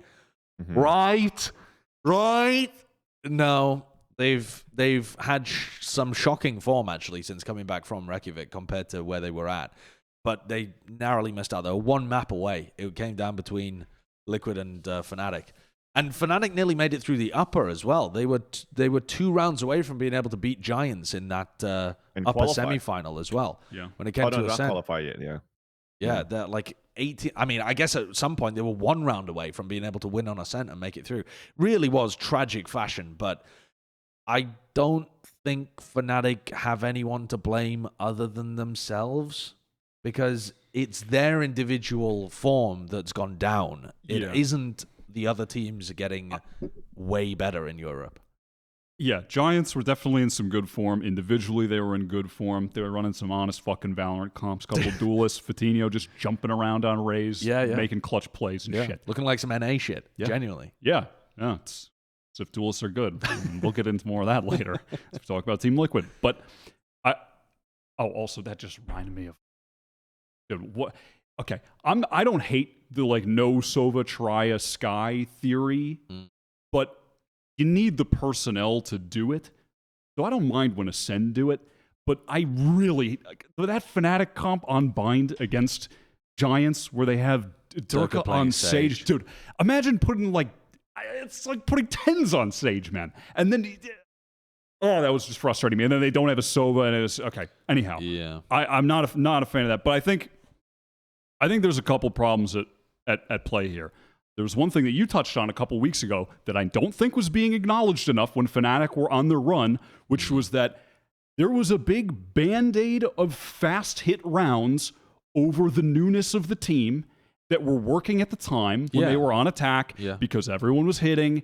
Durka was just getting first kills stuff every time. Yeah, and I don't think that was being acknowledged enough. People were like, nah, bro, this fucking tactical genius. No, okay, they're kind of just fast-hitting sites a lot, and it's working a lot because everyone's getting kills. Yeah. And at this point, I think coming back from it, there's a sense that, to some extent, they're trying to reinvent themselves. They absolutely will. They have to. They have to. Yeah. Within that, at times, certainly lost the plot. Okay. The triple smoke with a breach comp on bind not doing it for you. Yeah. I mean, it was cool, but it was a bit one-dimensional. It was fucking off the goop. And it was wild.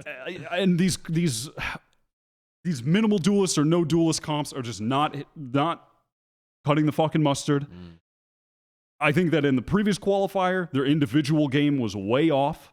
At the beginning of this one, I was like, okay, I think things are going to be good now because it comes in, Doma and Durka, they're looking good again.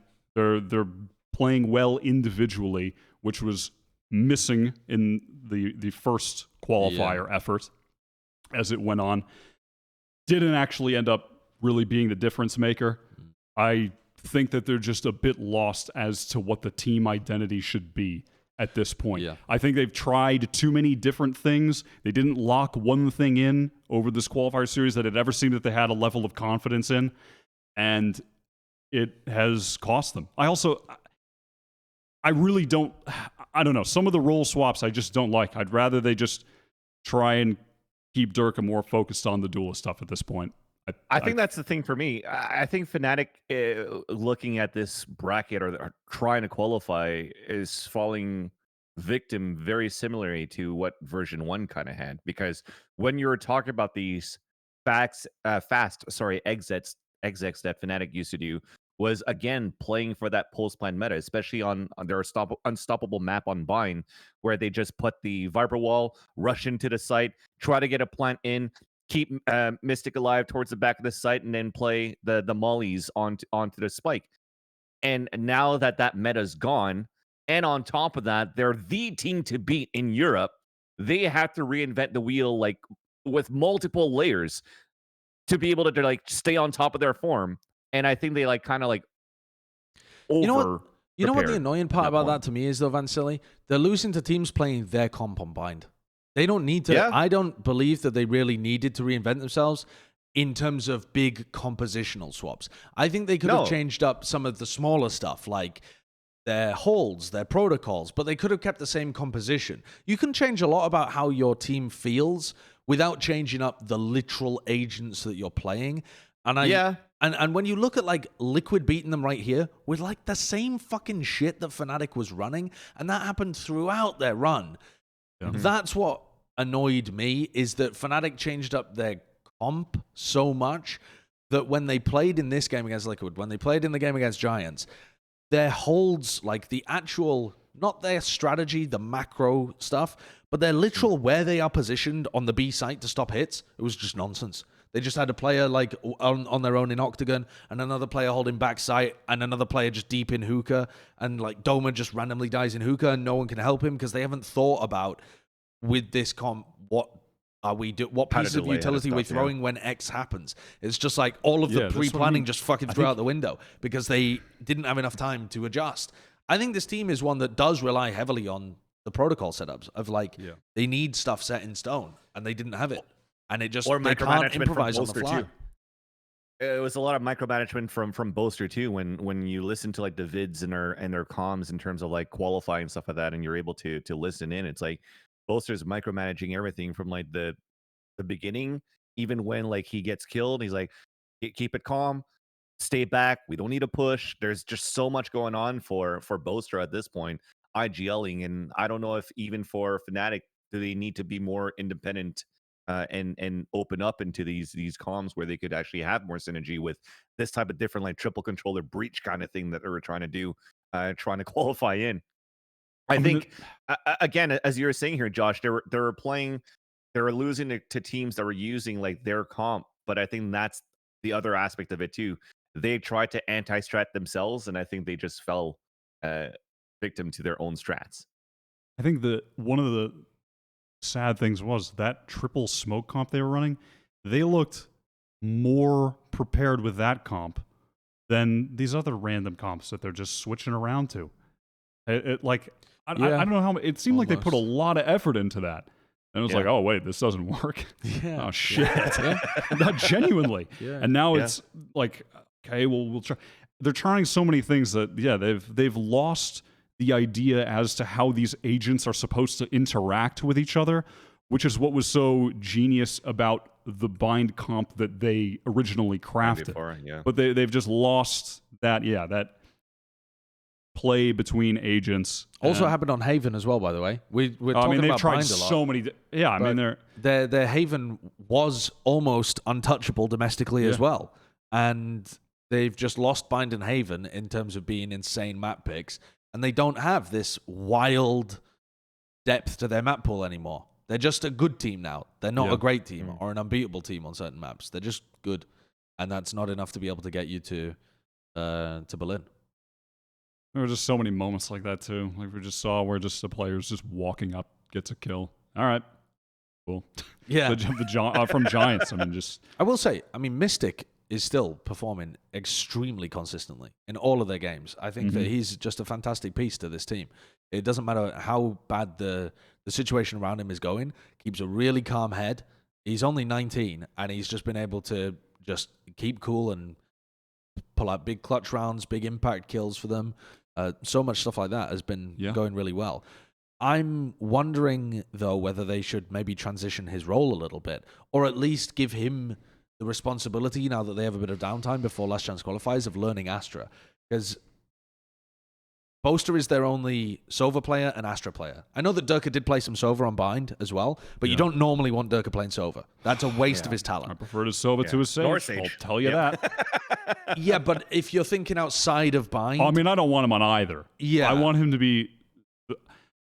I'm not going to keep going before I go on a fucking tirade. My point there is, if you don't want Durka playing Sova, which I would not advise, then it's Boaster. He's the only player on the team that's played Sova.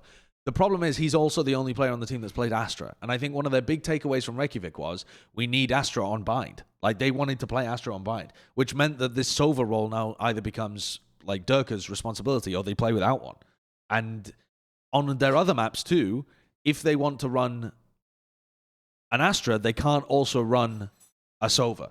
That's a big problem. That is a big issue. It might not be the biggest issue in this meta with Omen being viable, and Omen is pretty useful, but it's gonna hurt them at some point as well. So either, with Mystic looking so good on a supportive role, I could see him transition into Sova. Maybe that'll work. Or the more likely outcome is just that he needs to be able to pick up the Astra. And maybe some of his individual impact is removed, and Boaster has to step up, but that's another issue that I think needs to be resolved with this team.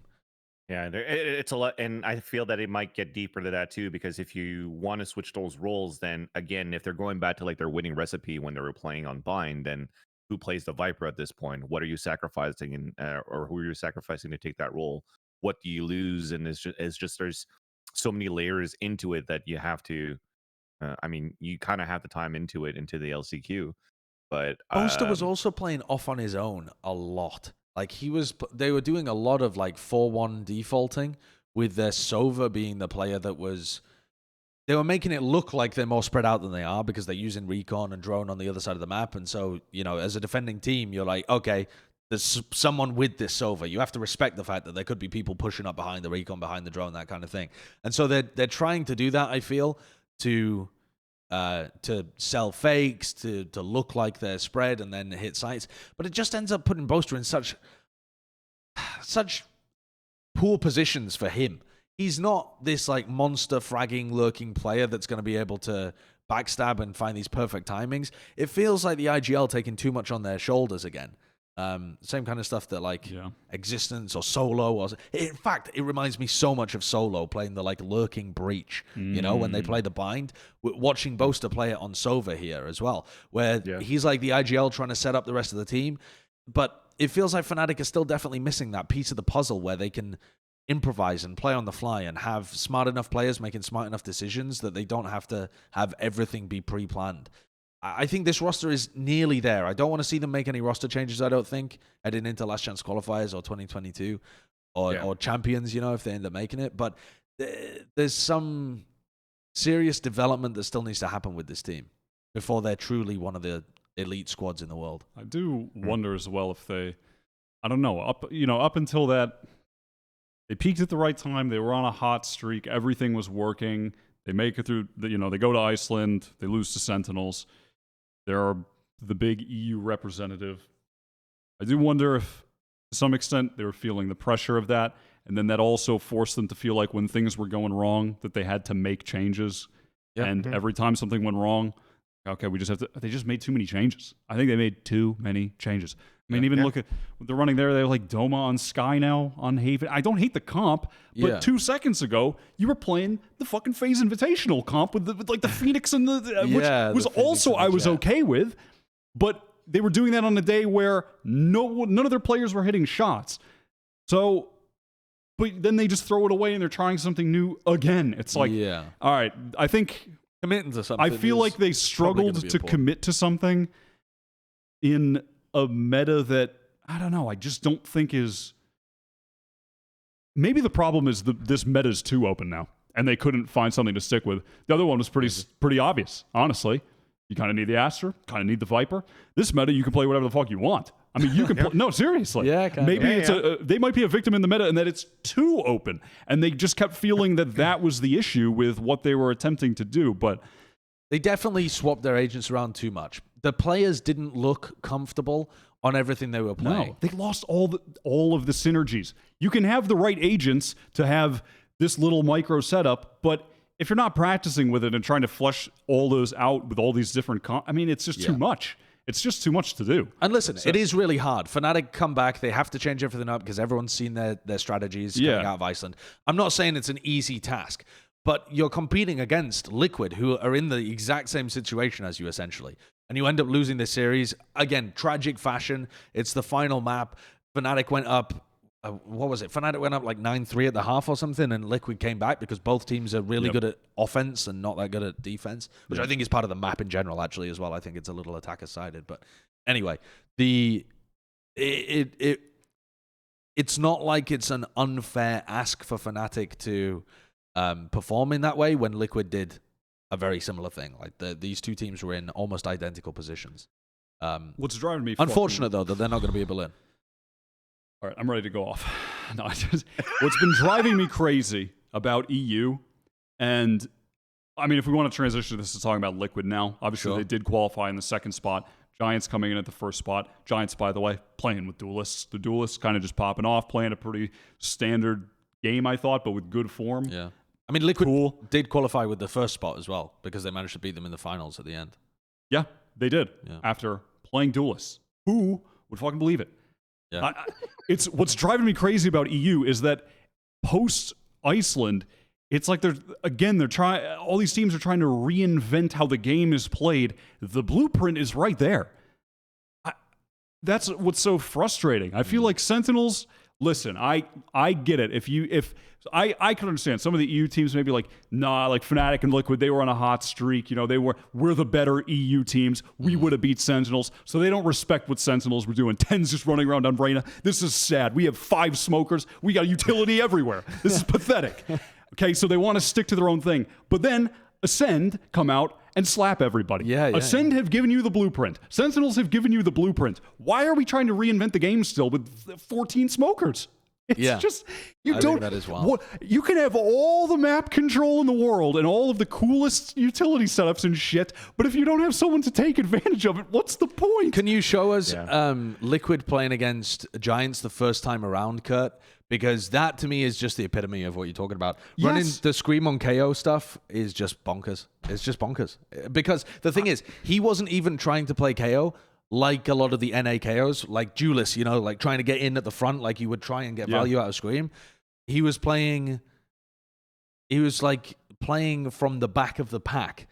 flashing people in, using his knife at like long range with lineups. He was doing he was flashing for team.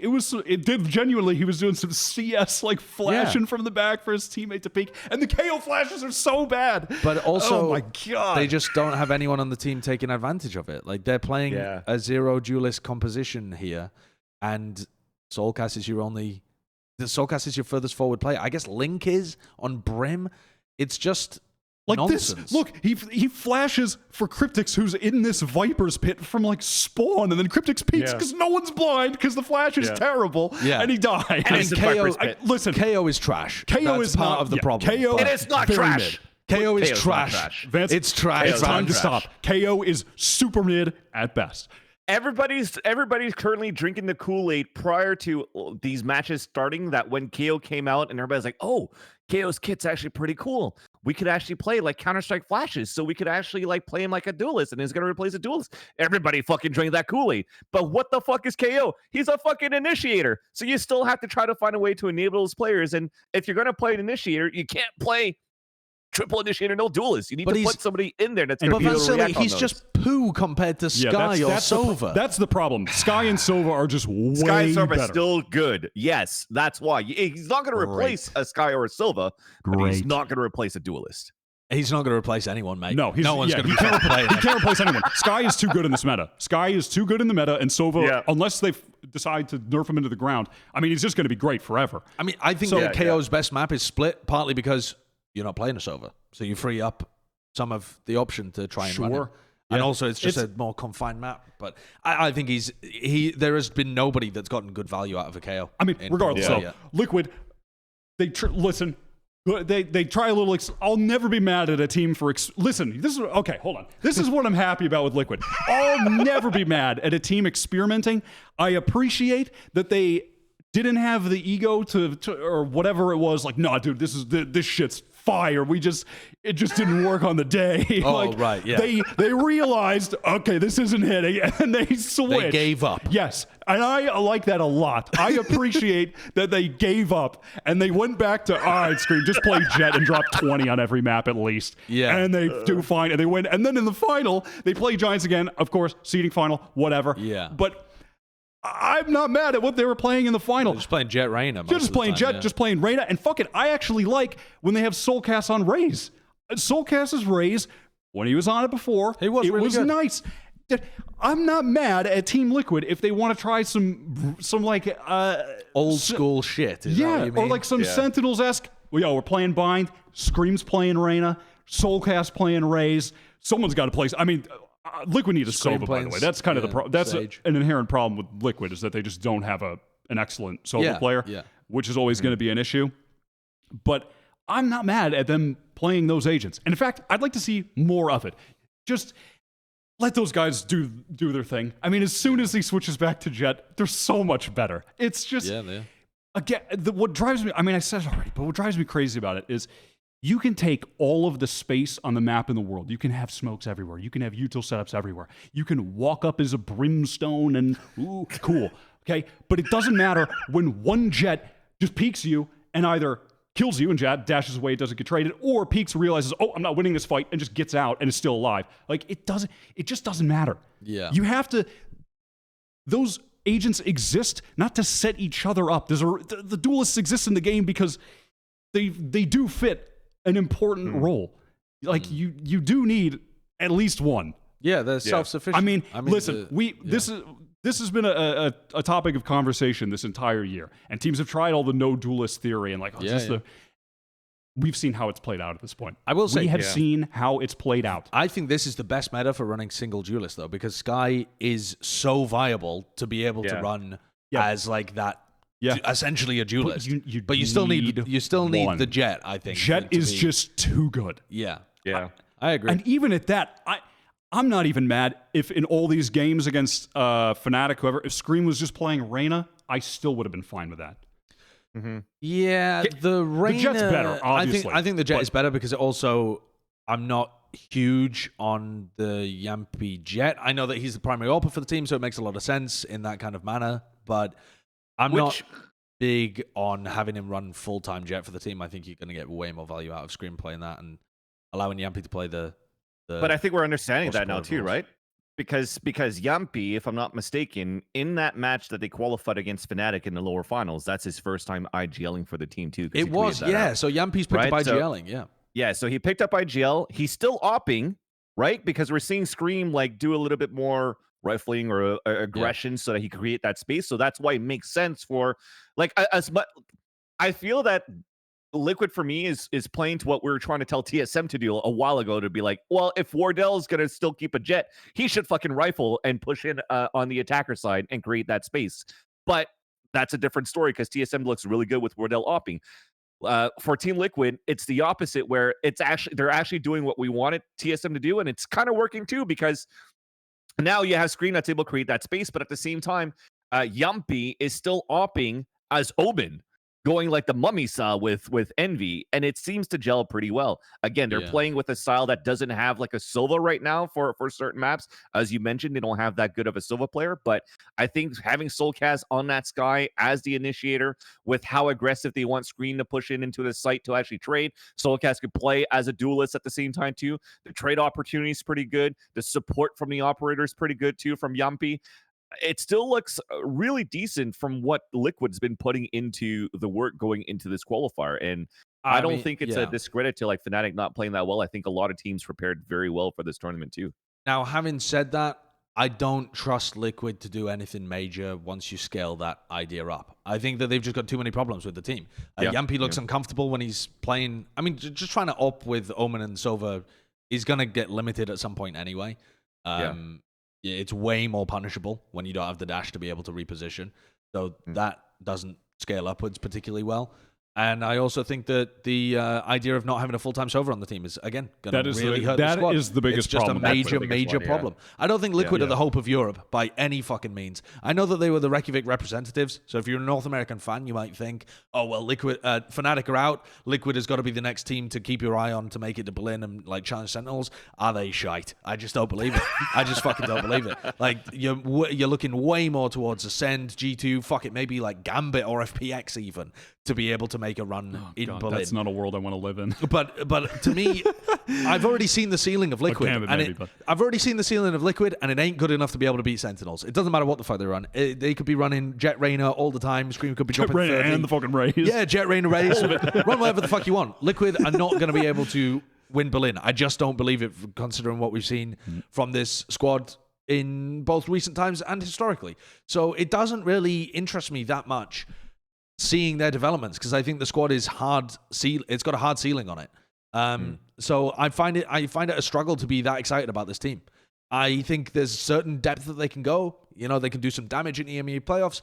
Fuck it, maybe they can have a crazy run of individual form. I think they could make it. I think they could make it, but that doesn't excite me, because other teams have a higher ceiling. I think. I think you're right. I think you're right. I feel like I think I popped a fucking vein in my forehead, by the way. I don't know why. Sorry. I got a little bit too passionate. Yeah. I got a little bit too passionate. Okay. But that's what we love about you, Wyatt. Got to be passionate. It just frustrated me so much this week, Josh. And when they just swapped to duelist and just won immediately, I wanted to cry. And I didn't know if I was happy. I didn't know if I was sad. No, I've been very disappointed. I was really disappointed in that European tournament. Because I did like Giants. They're a cool team. Love watching WP. I think that they're on a bit of a heater. And again, I think they have some things that they do really well, but it's not like they're going to come out and destroy everybody as well. I was just disappointed with what I saw from both Liquid and Fnatic, that they weren't able to get back up to that top level. Let's go into the EMEA bracket predictions, though. Let's take a look at the actual bracket, because the reason why only 2 teams could qualify from EU, Liquid and Giants, and the reason that Fnatic and I don't even know who the fuck the 4th team was in that bracket. Who even made it that deep? 10-star or some shit? I can't remember. Yeah, 10-star. The reason that those teams didn't make it through is because you have to make space for CIS and Turkish teams in EMEA as well. So if we pull up the bracket and try and do a pred on VLR, this one is a bigger team size. There's 12 teams in this. So there's an upper round one before we even get into it. You've got the CIS teams of Na'Vi, Forza, and Gambit. And then you've got the Turkish teams of Supermassive Blaze, Oxygen, and Fireflux Esports. And then the others are EU Kurt teams. loves Fireflux Esports. That's his favorite team. Probably the weakest team in the bracket. But predicted them to win the grand finals. You can once you just go back to the beginning. Okay, let's go back to the beginning here. Beginning. Mr. Curtis, there's a whole earlier round. There's an earlier thing. There we go. All right. Surprise! So, new Na'Vi team. They're like the second best team coming out of the CIS region. Yes. They got kind of dominated by Gambit in the finals. They're not beating Team Liquid. I'm gonna say this openly and honestly. I don't know one thing about this Na'Vi team except that they're losing to Liquid. That's the only thing I know. Yeah. They have some decent players. I mean, SSK is like the former player that used to play with Angel in the past. Yep, on the CIS team. Cloud used to play with Durka. And he's pretty good as well. Yeah. But I don't think they're going to have developed enough to be able to beat Liquid now.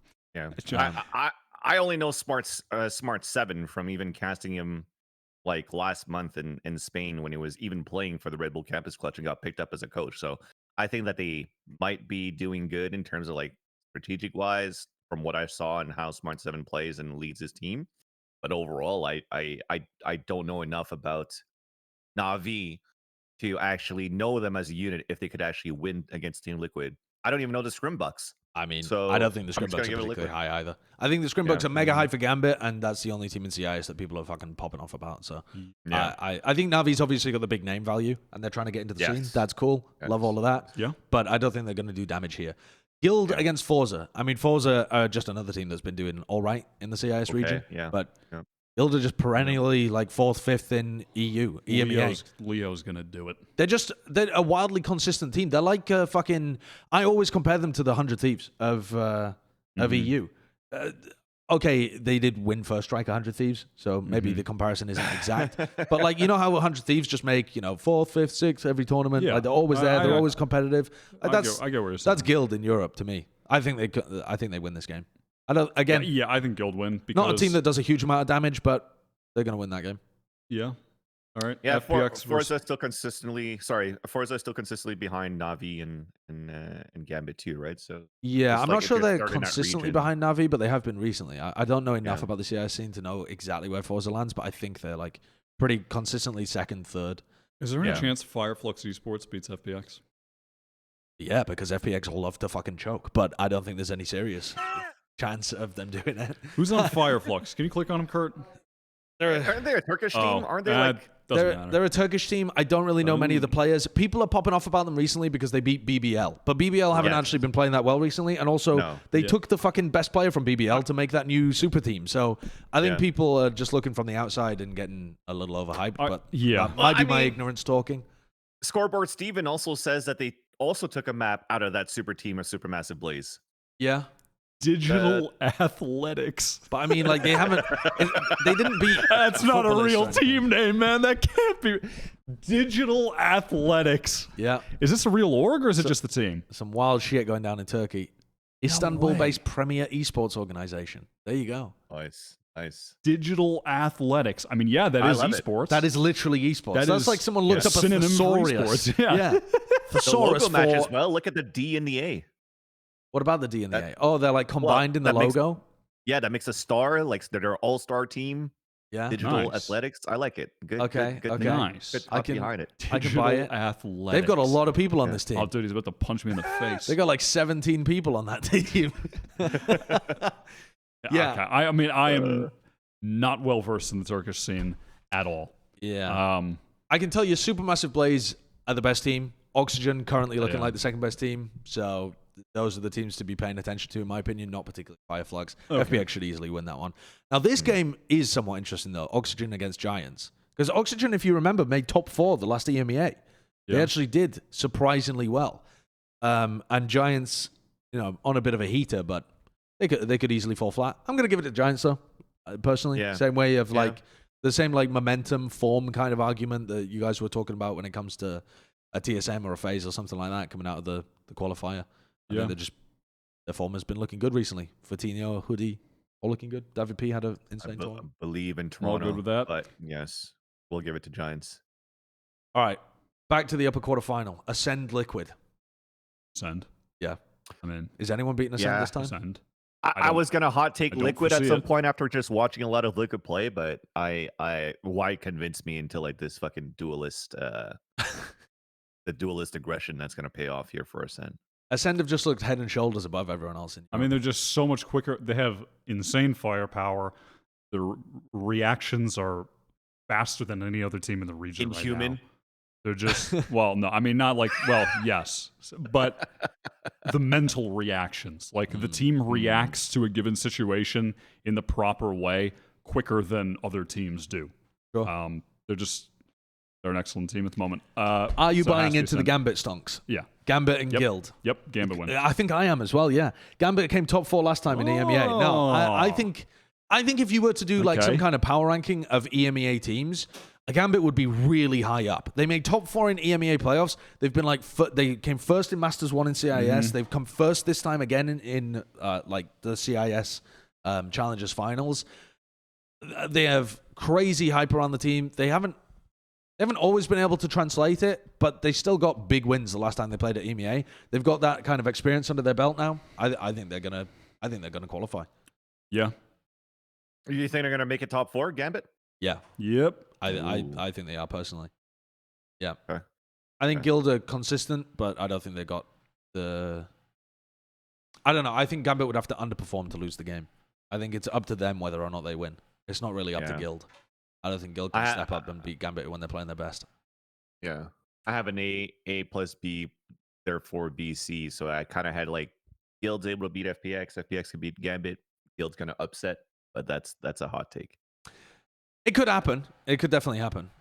I know. I don't think it's the odds on. I don't know anything about Supermassive Blaze. I know you've watched them. Do you think that there's any shot at the? Yeah, I guess what would be there is paper actually. Upset against? No, FPX. I think there is a serious shot. When I was looking at Supermassive Blaze, I thought they'd finish like 5th around roughly in an EU kind of situation. If Turkey was playing in EU, they looked like the kind of team that was around there. If you're thinking 5th in EU, you're thinking about teams like Guild, FPX, that kind of thing. Yeah. So I think this is going to be a really close game. I don't want to undersell the Turkish scene. I think they could absolutely get the victory here. And this, again, on paper, would be one of those where you look at it and you're like, fucking FPX throw in again, losing to some Turkish team. But I think they've got the quality to be able to do it.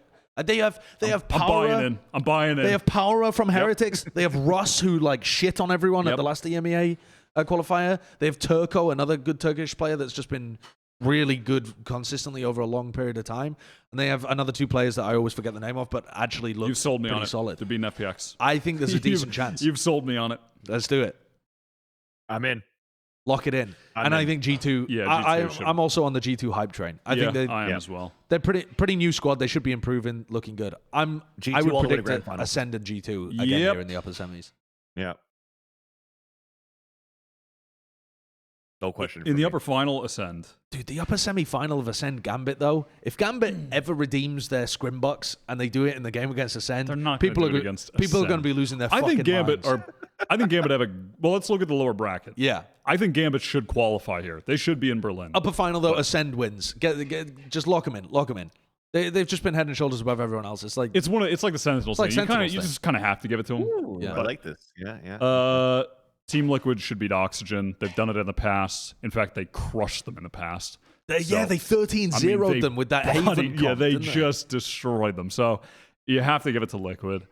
FPX should beat Forza. And Giants, I think, should beat Na'Vi. Yeah, I'm fine with all that. All right, and now you get the interesting games. That's again. A weird interregional matchup where a Guild, I think... Oh, maybe Guilds are Guild the favorites over Liquid? I think so at this point, yeah. You think so? Oh, it's slim, but... Yeah, it is. That's another coin toss. That's definitely a coin toss when we're like looking at the NA bracket. I think it could be anybody at this point. I think that's one of those where you've got to judge it by tournament form almost. Where if Liquid are playing, if Scream's been playing Jett and they looked really close in their loss in the upper, and then they come out and they dominate Oxygen, then you're like, okay, well, yeah, they're just going to roll over Guild. But I think otherwise, to judge it at this point, it is a fucking coin flip. I think it's just like Vansilli saying it. Could be either team. I'm going to give it to Liquid. Give it to Liquid. Yeah. Yeah, sure. Made it to Reykjavik. Sure, they could get that. FPX, I think, are favorites over Giants, but that's another team that could give them an upset. Could, but shouldn't. But could. Shouldn't, but that'd be classic FPX, wouldn't it? We gave Supermassive Blaze the win over them, so... Shoot some bail. We'll give this to Giants could FPX. And then the weird thing about the EU bracket is you're almost, or the EMEA bracket, you're almost guaranteed rematches at this point in lower round 3. Yes, right. So you have, again, FPX playing against Supermassive Blaze. And they get a rematch. Almost any way you do the bracket, you get rematches here. Are FPX going to make it? No. FPX can make it. You think they lose again? No, I don't think they do, actually. I think I had FPX making it in 4th when I did my own bracket. Yeah, I guess that does make sense, but I feel like that's not going to happen. They are so, yeah, they are the classic team. It's almost like Envy in NA, where you feel like they're going to be so close, but just drop the ball. But really, do you think Supermassive Blaze could beat them twice? I don't think. I think it being double elim really favors FPX. I think it's more likely that now, looking at this bracket, that FPX beat them the first time and then lose the second time. Yeah, that could be the most FPX the FPX thing. Classic. That's the FPX Classic, man. It is, actually. It's what happened against Gambit in the previous one. But also, for FPX, they flop in like semi-finals, and they've... Yeah. If you give them a double elim and they only have to make 4th place, surely they can do it. Right? Yeah, surely. Uh-huh. Surely. Surely. Our allotted FPX time is about to expire. It's already expired. I'm putting Gambit over them. I mean, I'm putting Gambit over them, but I think that we fucked this bracket up because they're going to lose. They're going to beat Supermassive Blaze the first time and lose the second time and not qualify. Yeah, that is the one alteration. That is the bracket amendment. But to me, the 3 teams that should 4, so make it through, bad, right? What? Sorry, it's 4 teams in Europe that could make it through, so it's not too bad. To me, the 3 teams that should make it through, that I'll be surprised if they don't, are Ascend, G2, and Gambit. I think their destiny's in their own hands, all 3 of those teams. Yeah. That's a good way of putting it. And then the 4th team, maybe Liquid goes on a heater, maybe FPX finally makes it through, maybe Supermassive Blaze excites everybody. And fuck it, maybe Leo and Safe take Guild to 4th. But at that point, that team is unlikely to do anything huge at Berlin anyway. Yeah.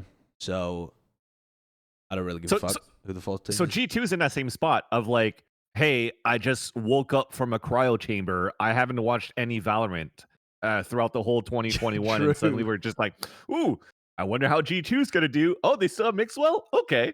Grand finals against Ascend. G2 and FPX. The awesome thing is as well, Giants, when they play against G2 or FPX, you've got David P playing against Mixwell, in theory, if they play against G2. Or if they play against FPX, like we have down there, that's Meadow playing against FPX. So either way, there's like this really sick Ignition Series rivalry thing going on. Guys, I'm not in it for the revenge narrative. I am in for Dre said that one time. I'm all about the competition lore. Yeah. But this tournament should be extremely spicy. Because you've got 6, 7, 8 teams that all look extremely competitive out of the 12. So yeah, it's a high quality tournament. We almost got that one right.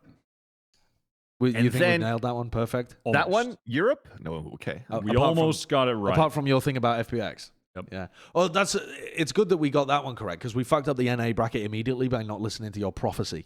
we fucked up the NA bracket by immediately not predicting Rise over Sentinels. Yeah. So true. Will any of this matter though once we get into Berlin and suddenly Brazil's back because the meta allows this fast-paced double duelist through a Balla?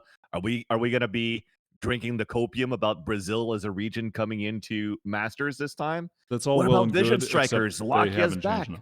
Did you hear actually? I mean, did you hear that Sharks are currently doing a boot camp in the EU? Really? Yeah, Sharks, the Brazilian team that flopped when they got to Reykjavik, are doing a boot camp currently in Serbia because you can go from Brazil to Serbia without requiring a visa, and apparently the COVID restrictions are open. So they're boot camping there. I got some fucking scrim juice leaked to me as well. That somebody, listen, I don't know how valid this is. No, this isn't from a team. This is from a fan. Source? That leaks some shit. Dude, so all I'm saying is... this is the most unprofessional shit. The most...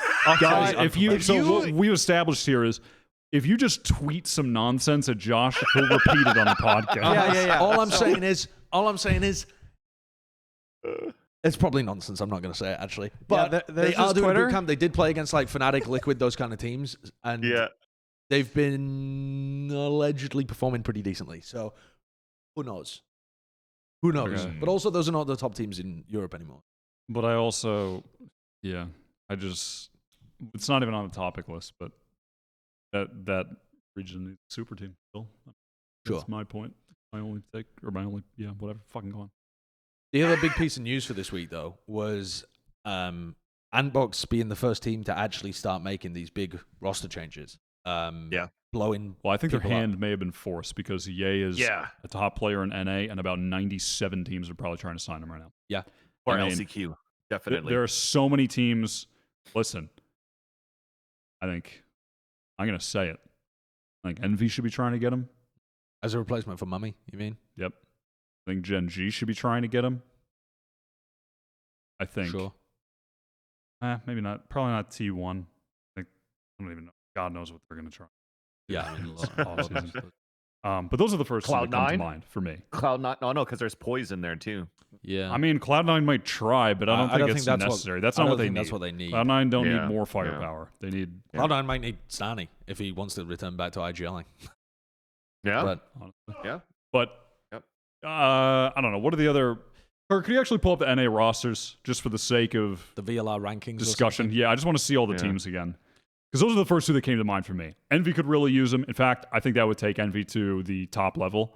Yeah. And Gen.G, I think, need a confidence, aggressive duelist. I think they have great pieces on that team, but they're lacking that one confident guy to take them over the top in a lot of these matches. Yeah. Those are the two teams that stand out to me the most. Fucking 100 Thieves could use them. 100 Thieves is the one that I was about to bring up. It seems so unlikely that they would make a shift like that.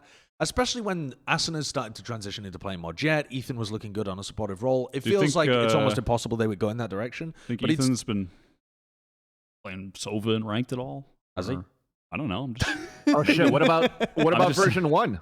If we were talking about Penny, I really don't think so. The thing is, though, Ye has got to be commanding a big price on the open market. He is the greatest. Does version 1 have that kind of cash to fly around? I think they're quite a small org, aren't they? It's Minnesota Rocker. It's the whole it's that COD team, and they got some CEO. They got Gary V at the fucking helm, dude. I didn't realize. Sigma grind set. So they could, but I still don't want to. I don't know. I'm not ready to just write Penny off because of this stage. But also, still there's no way that Envy are already putting out bids for Ye. No. When that's the thing. They're going to qualify right now for Berlin with this roster. Yeah. They might miss the boat on getting him. Or maybe it's, I don't know. I'm sure Ye's going to take his time. There's no rush. There is a rush if he wants to play in Champions, though, because he would have to be on a team that would look to qualify for last chance qualifiers, like Vansilli is saying. So there are some teams that would want to do that. But I'm not saying he needs to do it like this week. Like he can wait until he can wait a week for this qualifier to be over and then decide. Is what I'm getting at. Yeah. For sure. Because I think if Envy don't make it, they should drop the super bag on Ye. Because I think if they don't make it, it's going to be as to what I was talking about earlier, where I think the players have just cooled off. I think they put a lot of faith in Mummy, and if he's not going to deliver, then it's time that they get a superstar Jett who's going to. Sure. I think that's quite reasonable. So I think that if Envy fail this, they have to drop whatever they can do to get him on the roster. The other team, though, that I do think that he would fit into Gen.G, and I think Gen.G are one of the teams, too, that have shown that they're willing to take the risks in the free market and go for players that are upcoming. Like, they signed Sean fast as fuck. That one back. Yeah, but Sean wasn't. They got Kusa. Sean didn't have the same weight behind the name as Ye does. Like, people are. Everybody's going to be snapping up Ye. Sean was about to, though. He was. They got it. He was just starting to pop off with Moon Raccoons, and they got him immediately. Yes. I'm just saying, I think they're one of the teams that would be willing to pull the trigger, is all I'm. That's my point. And they to potentially replace Kusta now that Kusta's been like opping. No, replace Jett Mikhail recently. and have Kusta play Sova. Yeah, and or even have Kusta play Sentinel. And Sure. Even Sean could play fucking Sova at this point because he's played it in the past too with MR, if I'm not mistaken. I think Gen.G have a problem with confidence, and they need a confident duelist who is just going to pop off and win them rounds, and through that, it kind of raises the whole team confidence. I saw somebody on Reddit saying that. Dude, it creases me reading Reddit comments sometimes. Reading Reddit comments, and if you tweet something at Josh, he's just going to read it on the show. What do you got? No, I'm sharing it because it was funny. The first one was any team could be improved by adding Ye. There was this conversation about which teams would be improved by adding Ye. And someone was like, well, any team would be. He's that good of a talent. And someone was like, apart from Sentinels, someone replied saying, no, they should replace Zoms with Ye. That would make them so much better. I fucking love how clueless those people are. It's so fucking funny. It's time to turn the monitor off. Turn off the monitor. Turn off the PC.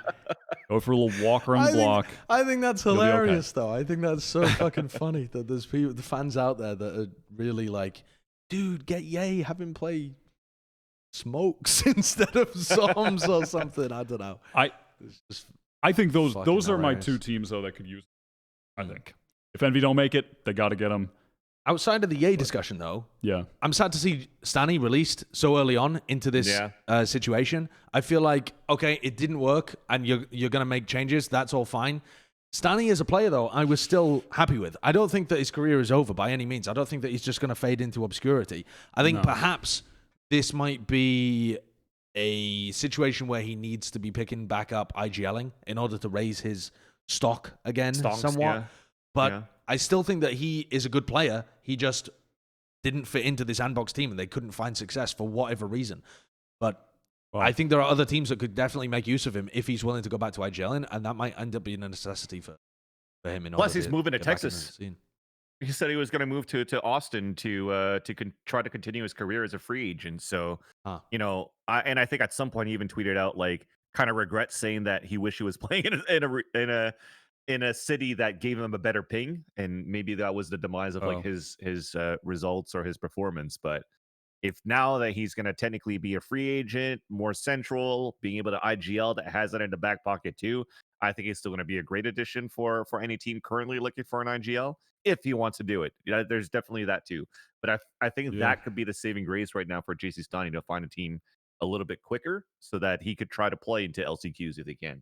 Yeah, I know in this announcement or whatever, Twidlonger, he said that he regretted talking about the ping and that he was disappointed in his individual performance. I mean, I guess that does kind of raise the question, though. When he was originally on the free market from leaving Immortals, his stock was really high, and a lot of teams were trying to get him. Do you think that's still the case now? I don't think that a ton of teams are going to be trying to get him. I don't think that he's going to be extremely heavily sought after you see that he didn't really fit in with the Andbox team and he wasn't able to have that same level of performance.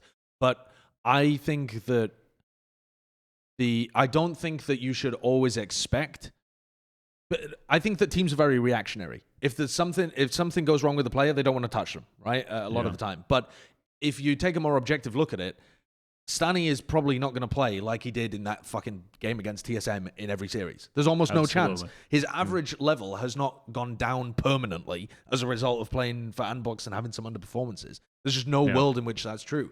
So as long as you have a system that Stani can contribute positively towards, then you're going to be able to get good value out of him. That's why I'm saying, though, that part of that also, his desirability is going to be directly influenced by whether he wants to IGL.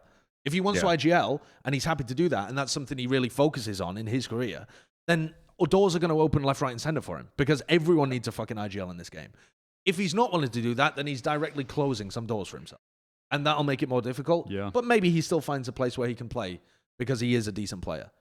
Yeah. But I think he's got a fork in the road at the moment, and I know it's a lot of effort, but it would probably be a good career decision to try and very heavily go into IGL. A sad end for Andbox. Yeah. And even then, and sorry, Wyatt, to cut you, because we talked about we talked about JcStani, but after that run too, the loan from I think it was Exit, right? FIFO playing with Andbox is now going back to as the bench player here for Exit. So where can Thryfo end up at this point too as a free agent? Is there any team that could actually try to pick him up? Sure, he could end up on a good team. The free agent market is just going to be... It's going to be nuts. It's going to explode, and then you have so many options, it's almost like paralyzed by choice. I mean, just people are going to be swirling just eddies of random 5 players all over the place. I mean, orgs are going to be desperate to pick up the best free agents if something is wrong with their team or looks wrong with the team heading into the last chance qualifier, because they know if they get into the World Championship, there's going to be I mean, the viewership is going to be crazy. Yeah. It's going to be a crazy event. Yep.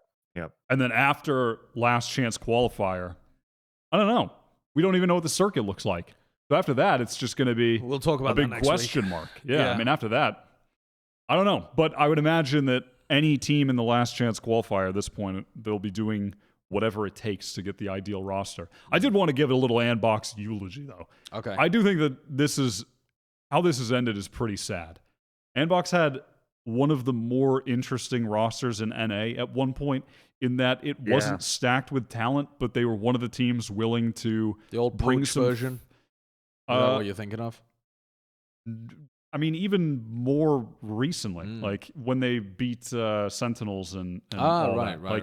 Yeah. I think that roster specifically, it was after they had lost. Poach was gone. Android was gone, who was like their star player at the time. Ye was secondary to Android, lest we forget, not long ago, right? Yep. And it was within that roster Ye was starting to rise to the top. Mata came in as a good entry, but what was really the backbone of the team was a creative approach. They were clearly putting in the server time behind the scenes to have a unique approach to the maps in regards to they were using agents at the time that other teams just weren't using. They had their own unique setups that were netting them rounds against teams like Sentinels that just didn't expect it. They beat Sentinels, for fuck's sake. Yeah. And they looked... It's also a testament to that just stacking your roster with talent isn't necessarily the answer. Yeah. I mean, they went downwards the more talent they added. Yeah. The more changes they made, the worse they got. It's bizarre. It actually is. It is bizarre. They theoretically made upgrades, right? JcStani in for Boy, Wifo in for Seb. But it just did. They lost the identity of the team, which is sad because they were quite a cool team to watch at a time. By the way, sorry, you mentioned Boy. He's like a stand-in / sub 6 player for 100 I think he's an analyst. I don't know. I mean, I guess he's an analyst. I don't even. Did that even get get announced anymore? I don't know. Yeah, it did. It got announced. It did? Yeah. Okay. Yeah. I think one of the players talked about it on stream. That's what I thought. Maybe it didn't like someone said it on stream or something. Okay. All right. Lord knows. Well, let's move on to our most important segment of every week. Wyatt's Weekly Award. Yep. Dude, where's my res? Oh, hey. Didn't see you there. That's Wyatt's Weekly Award. Yeah. Now, Josh, would you say that Sage is a sentinel or is Sage a duelist? I would say Sage is much more of a duelist. I don't think she's really clearly defined as any role in the game, but she's not a sentinel. Okay. Well, this week the award goes to the duelists of Valorant. Jett, Raze, Phoenix, Reyna, Sage. All of the duelists of Valorant is where the award is going this week. I think they've proven their value nicely. You missed out Sky. Sure. Sky's kind of, sure. Yeah. Initiator, duelist, whatever. I feel that this week... Shut up, KO. Shut up.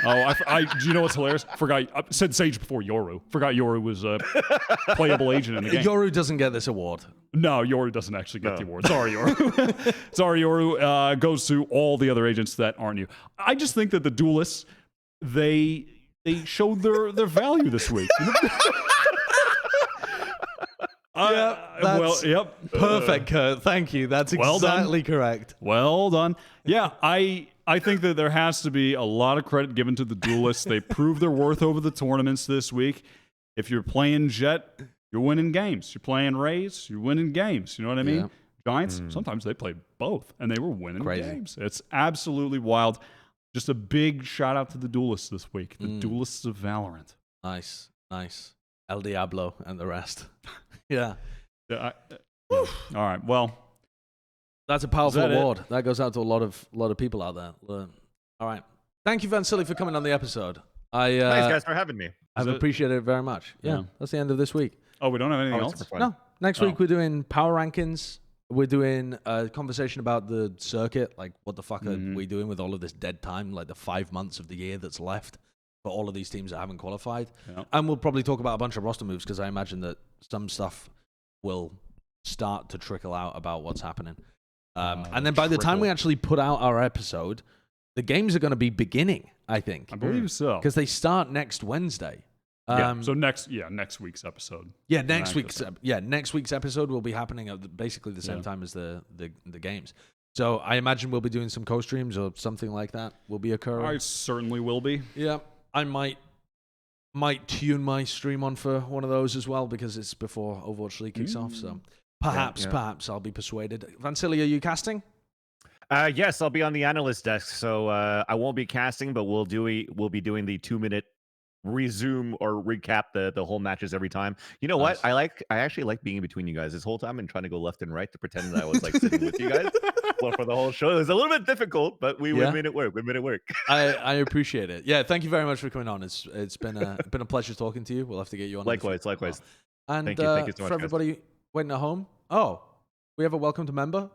Yeah, we have one new member this week. Suyi. Welcome to member, Suyi. Welcome to member. We also need to do some member Q&A stuff as well that we haven't done for this channel yet. So we can probably fit that into next week's episode, actually, rather than doing a whole new episode because we've got time to potentially fit it in with no matches to recap and that kind of stuff. This guy's smart. Hey, listen. But if you are a member, keep your eyes out for a community post. That's how we source the questions and hot takes and stuff like that. So that's a post that comes up on your YouTube channel that says it's from us and we'll be asking questions. And you can type a little comment to reply. For now, though, we'll see you next time. Adios. Goodbye.